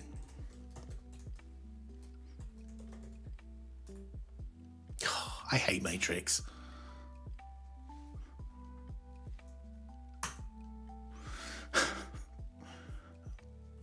Yes, Alan, we know you hate Matrix. Right, come on. This is at the end. See, so, oh yay! Look at that. Did you see that? That was a gigantic log file. It worked. Nice. Right, so can we just show raw logs? Oh my God. Right, it'll be down the bottom somewhere, won't it? Right down the bottom. I realise this is going to be impossible for you to see. Right, here is the section that we care about, I believe. Which I've just managed to lose. Here we go. It's doing snap pack. Error, cannot pack. Unusable due to missing files. Boom, in snap twine.js. Path launch does not exist. Boom, there's our answer. Now, why that isn't displayed like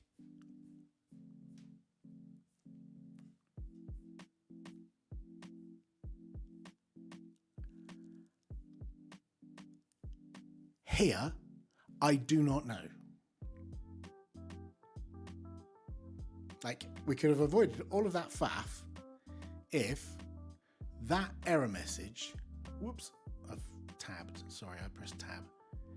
That error message there, detailed information, if that had been printed out there, we would have been golden. Hey, McPhail, I can summarize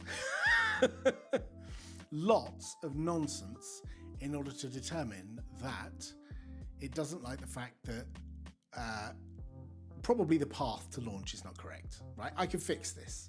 That's fine. My beef is that the Snapcraft errors, it stops producing any output at this point here. And in the log, you can see the last thing it does is print that. And then it just says, well, I failed to pack. From the outside, it's saying, oh, I failed to pack. The LXD container failed to do its job. When actually all it needed to do was print one more line, which is that the path to the launch command does not exist. That's all it needed to say. One more thing. We can fix that. We can totally fix that. Total nonsense. Should I file a bug against the action or Snapcraft? Snapcraft. I think I did already. I think I did this the other day. There's probably a bug in here with my name on it.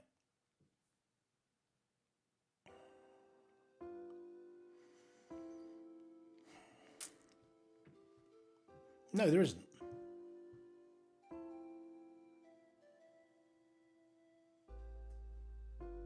So let's file a bug.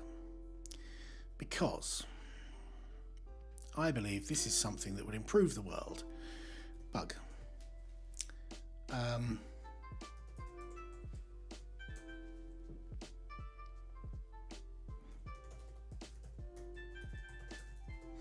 Snapcraft prints insufficient logging when using LXD.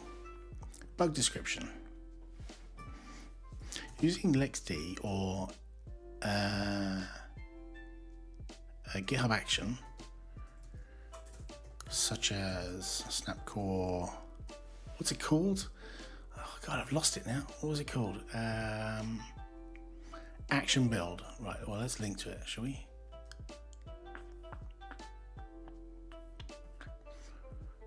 GitHub actions such as Snapcore action build.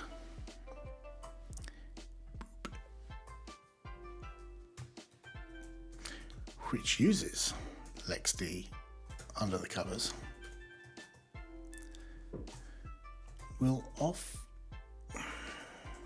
Snapcraft will often print up to, but excluding, the most useful error message required for debugging.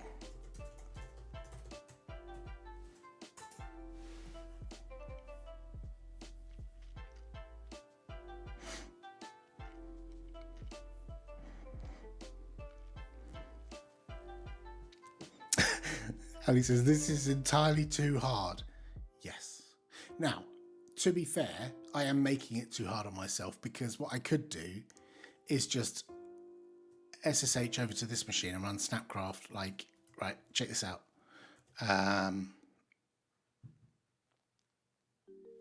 Do I have Twine on here? Right, I could just go Snapcraft, use LXD, right? That would be the answer to this. And I'm building locally in a LXD container, and then I could use the output that the action tells me to.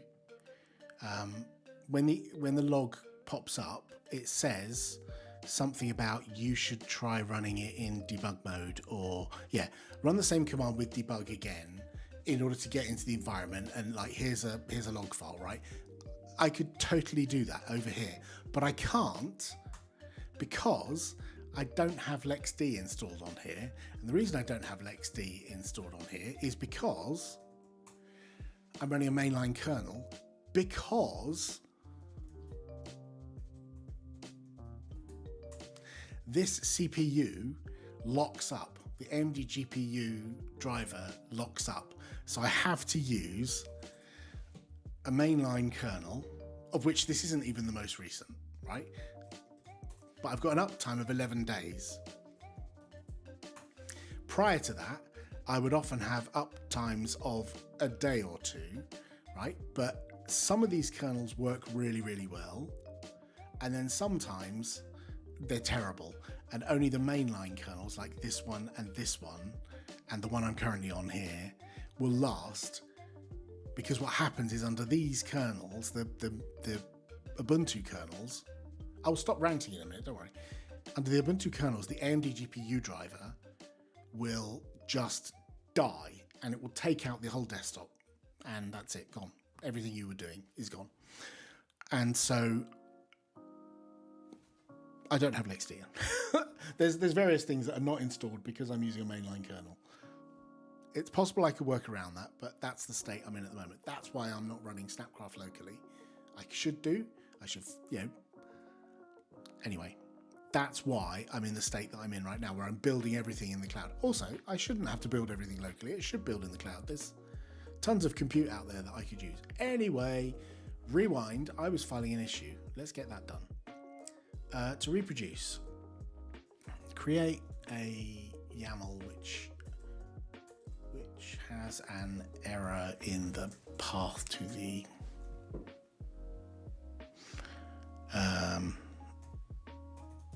app command. This will result in an error during snappack right at the end of the build. However, the error will not be printed,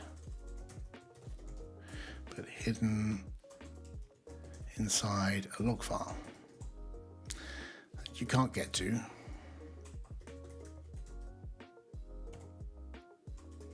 when it's in a GitHub action.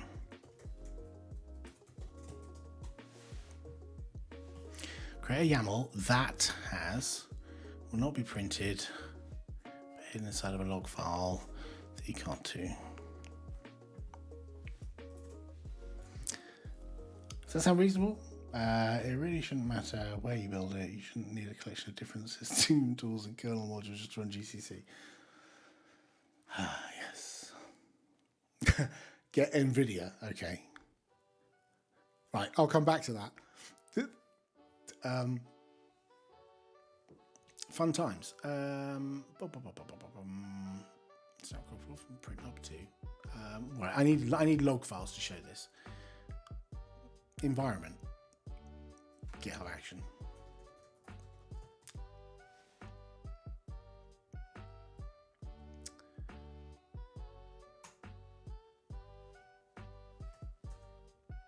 Snapcore action. What was it called? Action build. Action build. Build, which uses that uses LXD internally. Oh my god! I should make a minimized YAML that right log output. No need to use backticks. Okay, so I need an old. Here we go. That's what I need.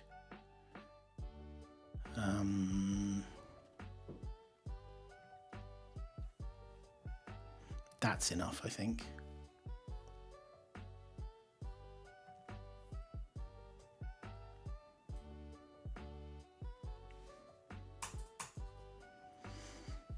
Right, additional context.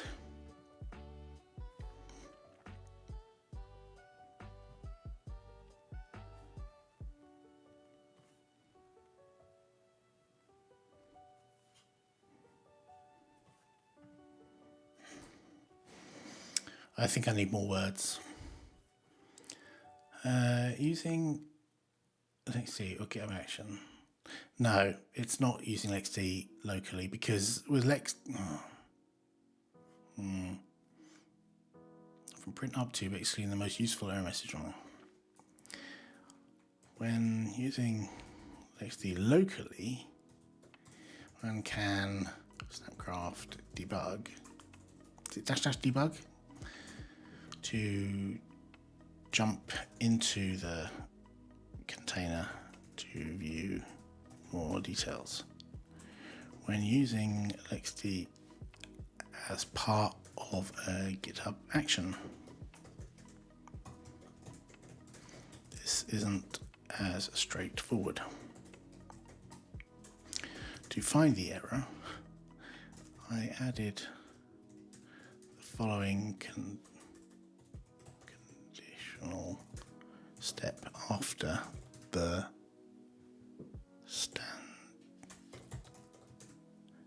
tree for Snapcore build. Right.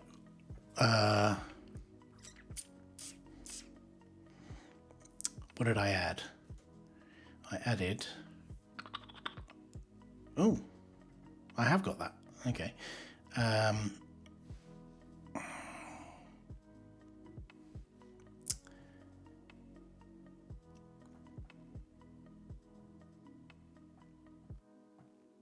Right, that's enough.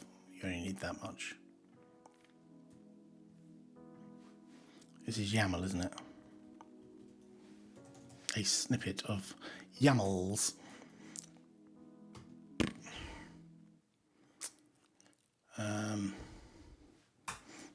This allowed to uncover the single line which enabled me to debug the build.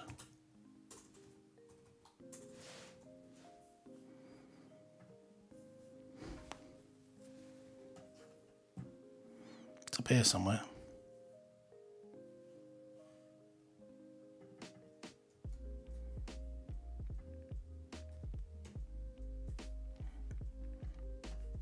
That enabled me to debug the build.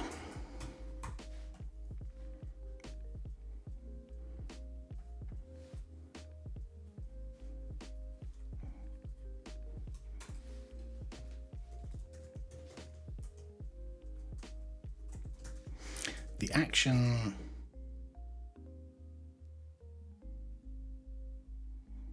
cat out the full log on failure should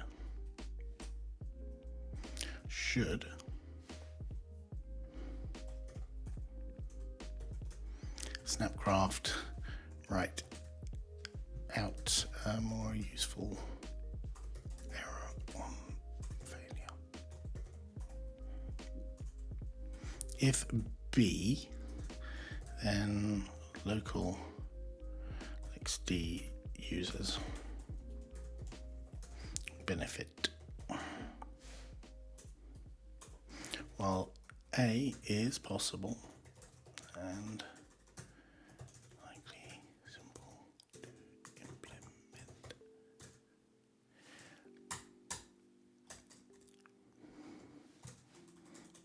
B would benefit GitHub Action users and local XT users. Is that fair?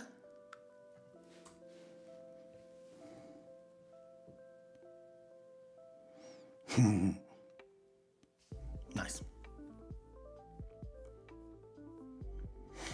Okay, YAML has an error in it.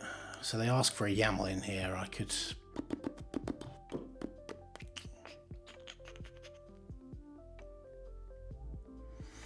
strip my YAML down.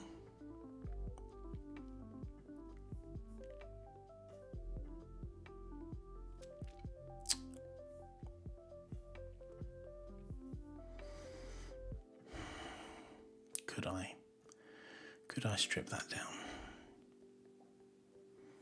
It's that's the problem. It just needs bin/launch in there. It's a simple typo.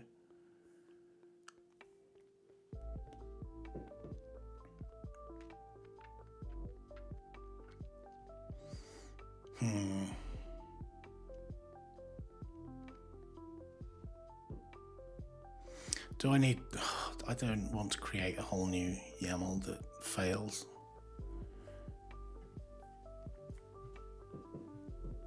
I mean, the fact that the snap pack, like, it's got as far as... Right, I need to express how frustrating that is.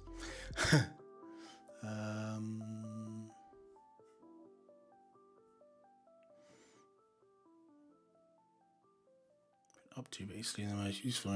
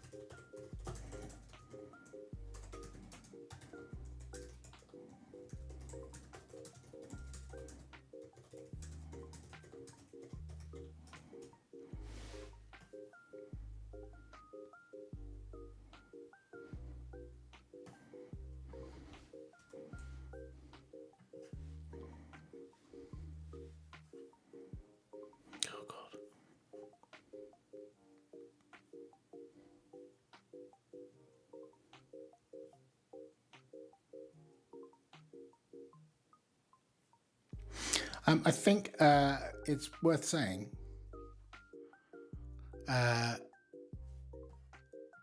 Stream Sprout is working quite well.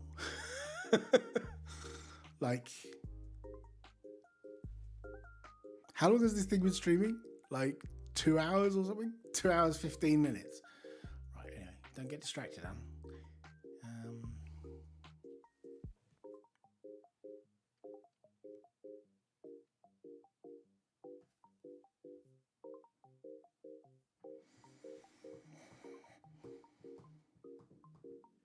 What is the simplest snap? It's like hello world or something. But if you put launch and then put the command to be something other than...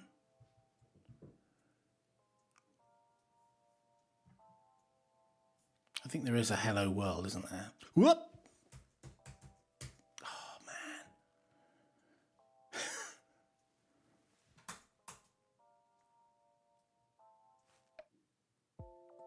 Come on, wakey wakey. Will it reconnect to the network?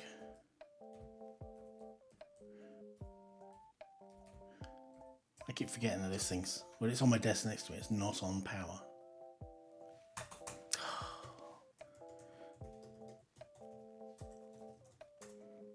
I'm spending far too much effort on their bug report. Snap, find, hello. Is it world? Hello world? Oh my God. Jesus Christ.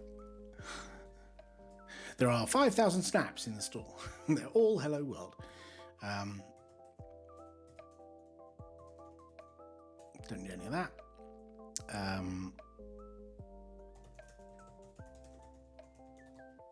Hell world.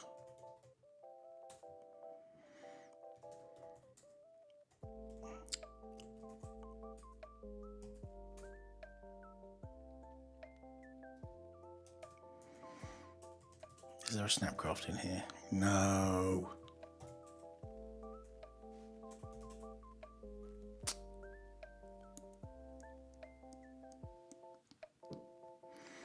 What's the smallest Snapcraft YAML?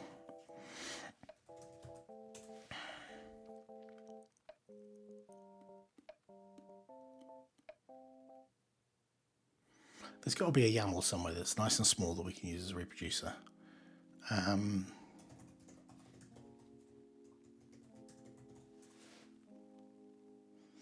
I safely assume StreamSprout is still working? Yes. Yes, Wimpy, good suggestion, Null, but Null isn't built from a Snapcraft YAML. Right. There we go.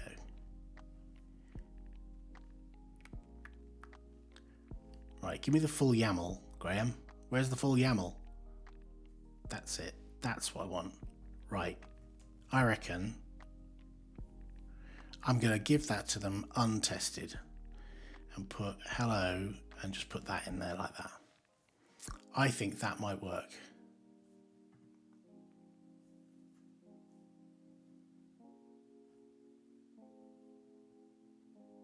Yeah, that'll probably work.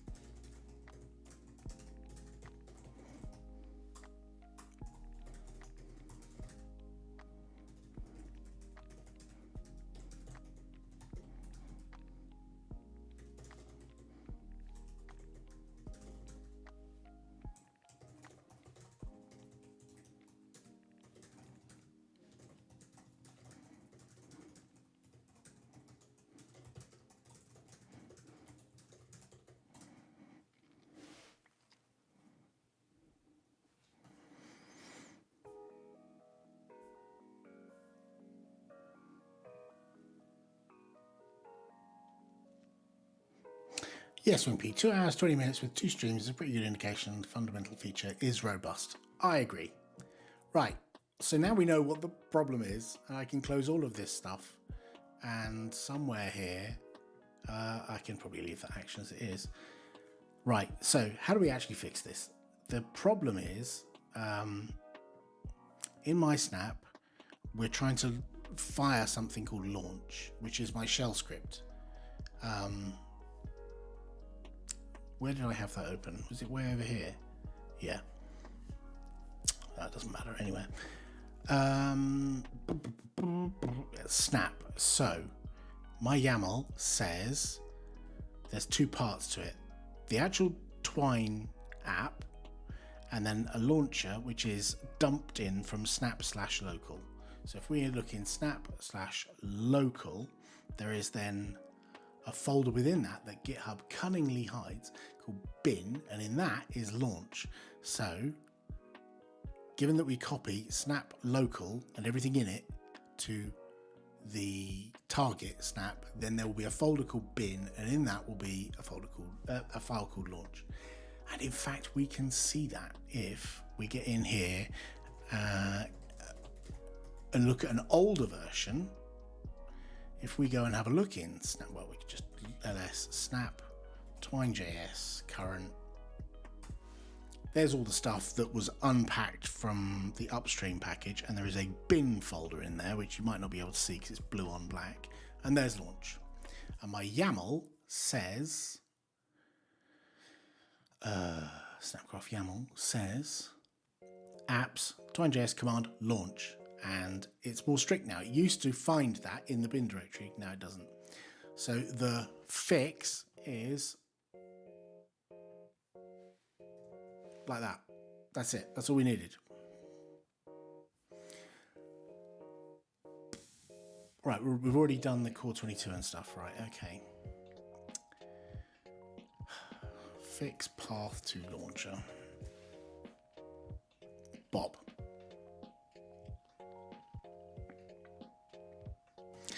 Right, now the action's going to run, and this will be an interesting test because the action has a conditional thing, doesn't it? I said only if, time.js, get workflows, where was the action? There it is. So I said if failure, so it's only going to cat the log if this fails. So that'll be a good confirmation that this bit is right. Assuming this doesn't fail. It may fail, in which case we've got the log. So yay!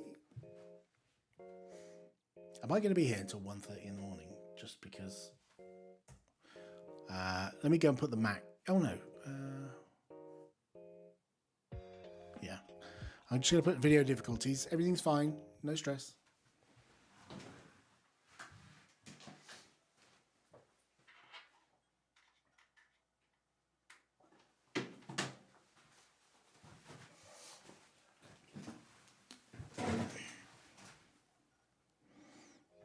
I'm back. While that's running, what I could do is on Ziggy over there, he's now back on the desk behind me, I could update the kernel. Why not?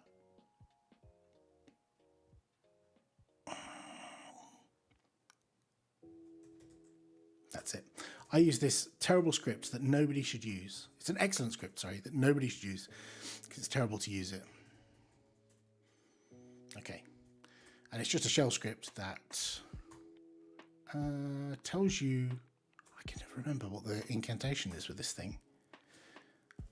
Check if a newer version of the kernel is available. So I'm currently on 693, and if I run the script -c, it'll go and see there's 610, but the build was not successful. Okay, so I'm not going to upgrade to that.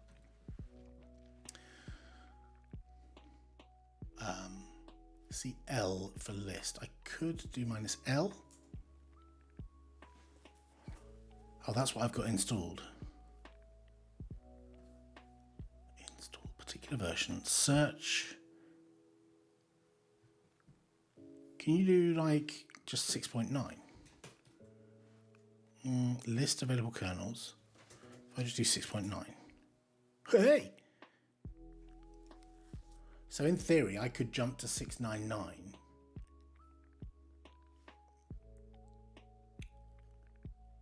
Will it be there? -I. I think you have to use sudo. Kernel -I, was it? I 6.9.9. Did that build? Because I'm on what? 693.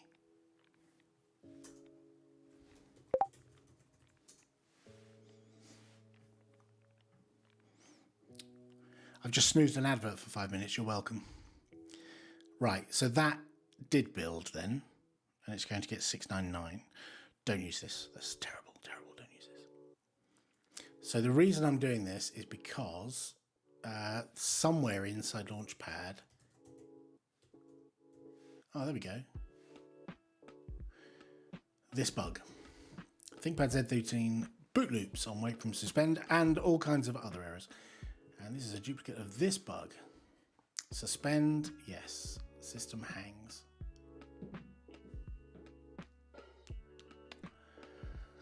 Some OEM platforms.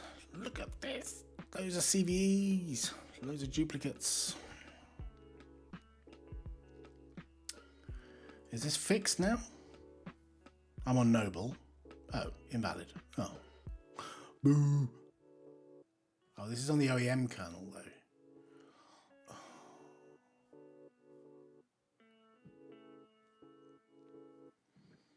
This bug was fixed in lots of places, it seems. in May. Yay, Mario. Mario is an awesome person who works at AMD and helps to maintain this kind of stuff. Maintains this stuff. So this is back in June, July. Okay. So 16th of July is when someone reported 68040 generic is working for them. Okay. Well, let's go with that, shall we? I can hear the fan spinning behind me as it's installing these debs. Right, so we've got 6.9 as an option, 699, apt search.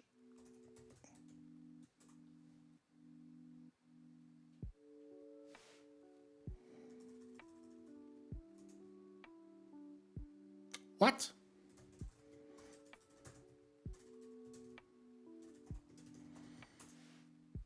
Was it on another?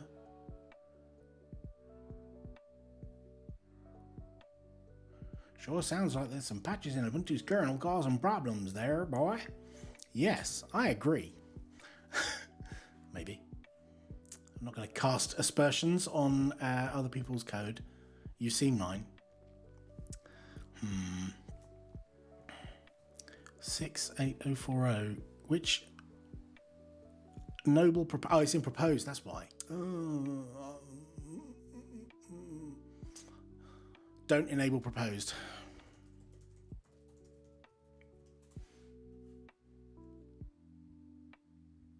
Don't use proposed.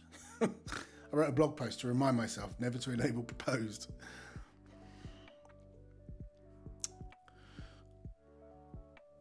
This is a reminder to future Popey. Don't do a Popey. Okay. Don't do it, Alan. Don't do it. Don't do it. Don't do it. Okay, I won't. Thanks, past Popey, for saving me. It's not reached. No, it hasn't.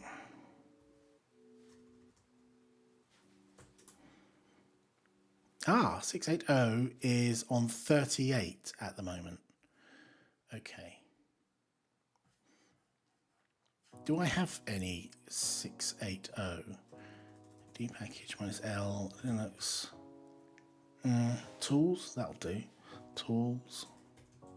6.8.0. Start.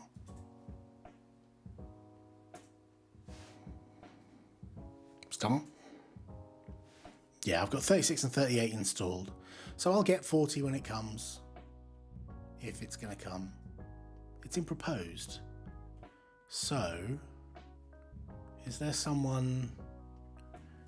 SRU... I can never remember where you get to this. Stable release updates.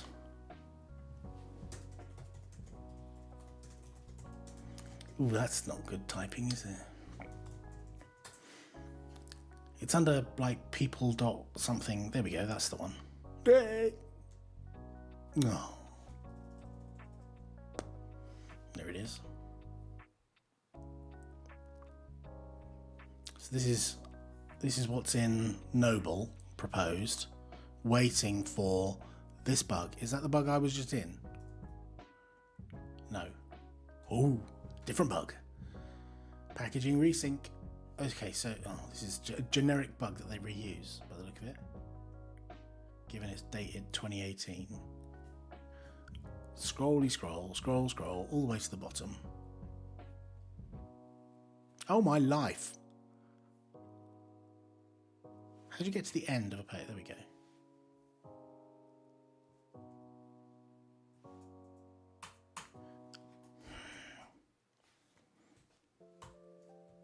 No, 40 is not listed in here. Why do it like this? Oh my god. That's insane. 1 hour ago. SRU, but I mean, it's their tools, they do what they want, you know. Okay, so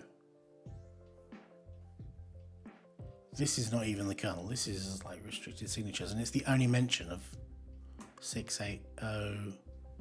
40 on this page? No idea then. Days, it's been there 11 days.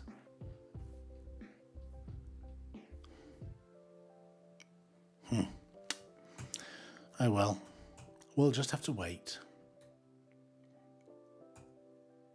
Should we go back to what we were doing? Oh. It's only going to work. The snap worked. Well, it built. And so in theory, there is an artifact here. Whoop. Didn't want to do that. There is an artifact somewhere in here.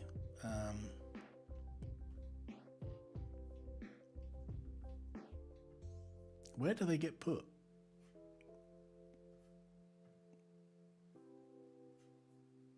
Down here. There is my snap. Download snap. Snap, snap, snap. How big is it? 133 meg. Gonna have to go and get Ziggy again. And then I think we're done. I think we're done testing StreamSprout. Linux 2024, updating your kernel. Yes. Updating my kernel on a machine that shipped with Ubuntu. Right, so I want to download, downloads. There's a Snap, it was called Snap 1. Yeah, it's that one, isn't it?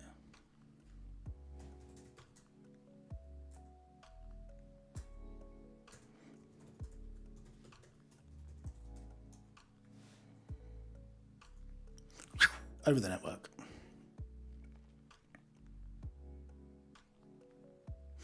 Yes, it's not over the network, it's over the internet to the machine behind me. Right, while that's doing that, because I committed directly to the repo, that means there will be a build in here building at some point soon. Build finished 8 minutes ago? Really? Was I noodling around with the kernel for that long? Oh, it seems I was. 291 is already promoted in the store. I don't need to test that. So actually I could just go to Ziggy and just go snap info twine.js. Sure enough, 291 is there. Snap refresh.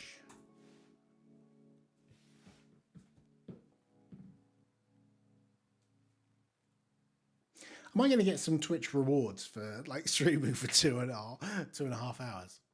Jolly well hope so. The reward is you get to go home.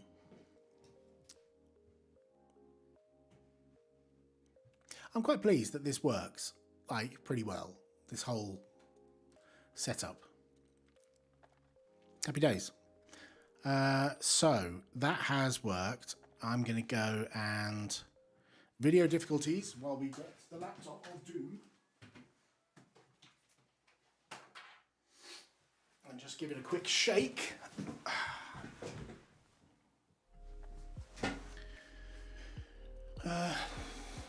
I'm the new Limmy, am I? Okay.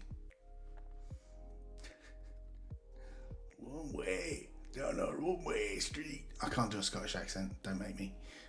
Snap run twine JS. Yes.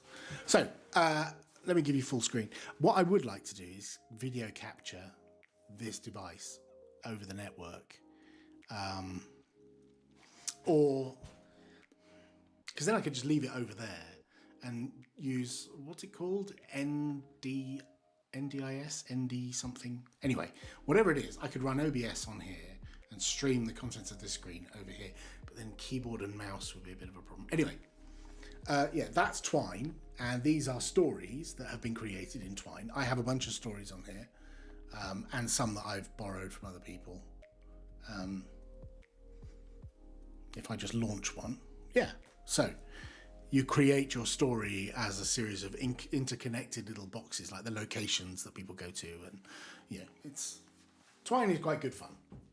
It's very easy to get lost in Twine. But yeah, that's a quick shake to make sure Twine works. And it does, but I'm going to do more testing once it's finished building for the other architectures. And I can test on, I was going to get rid of the i386, wasn't I?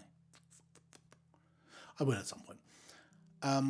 I can also test on ARM64 because I've got a Mac running Ubuntu Asahi, so I could test that. Yes, that's good. And I should get rid of that. This is interesting. Is it interesting? I guess it could be seen as interesting. Check this out, right? If we go to the charts for Twine, so these are charts that I pull data from the store and then build these charts just because, you know, numbers and autism and all that. I feel, you know, the need to gather data like this. But interestingly, is it not doing it anymore? Oh, it's because it's holiday time. So this purple chunk here is users of Twine.js in the purple location. Let me zoom in. And the purple location is Spain. And I think there must be a class in Spain somewhere that uses Twine as part of their education, because this is during the week and this is the weekend, and this is during the week and this is the weekend, during the week and the weekend. Now, the reason I say education is because most of the rest of them are flat, but theirs goes up and down reliably, over the course of an extended period of time. If I show you the metrics for Twine going back a year, you get dips where, what's this? Easter, I think that is. I'm pretty sure. When was Easter in, what was that, 2024? Yes, 31st of March, 2024. So chances are that section there, the school would have been on holiday, probably, and that's enough. Every school would have been on holiday. So a lot of education places use things like Twine, and that donk is schools being on holiday. This donk is Christmas. And so people turn off their computers at Christmas time, and that's the drop, is the reduced number of machines checking into the store for updates, and it's donk, and then back up again in the new year. So yeah, that goes back up about the 11th or so when you get to the new year. So that's quite fun. But if we look at it over a shorter period, 3 months, and show by, you can't show by location here. Okay. Does it show by OS? No, it doesn't. That's a shame. I can't really show it here.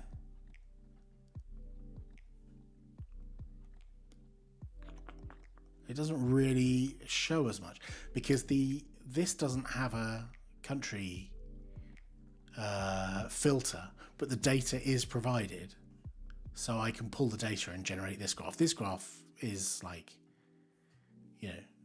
this one is the equivalent of the version number. It's still not as obvious.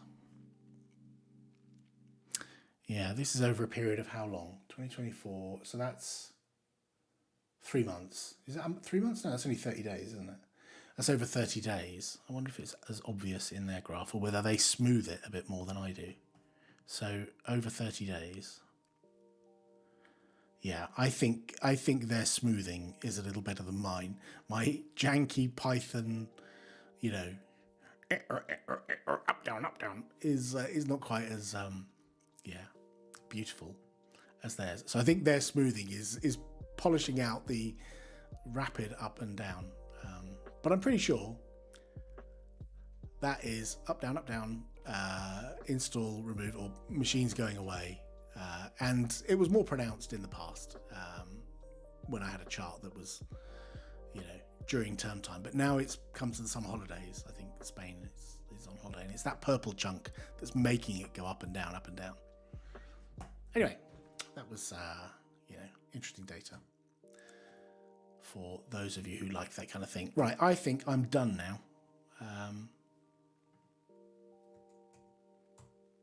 Yes. Let's close all of these.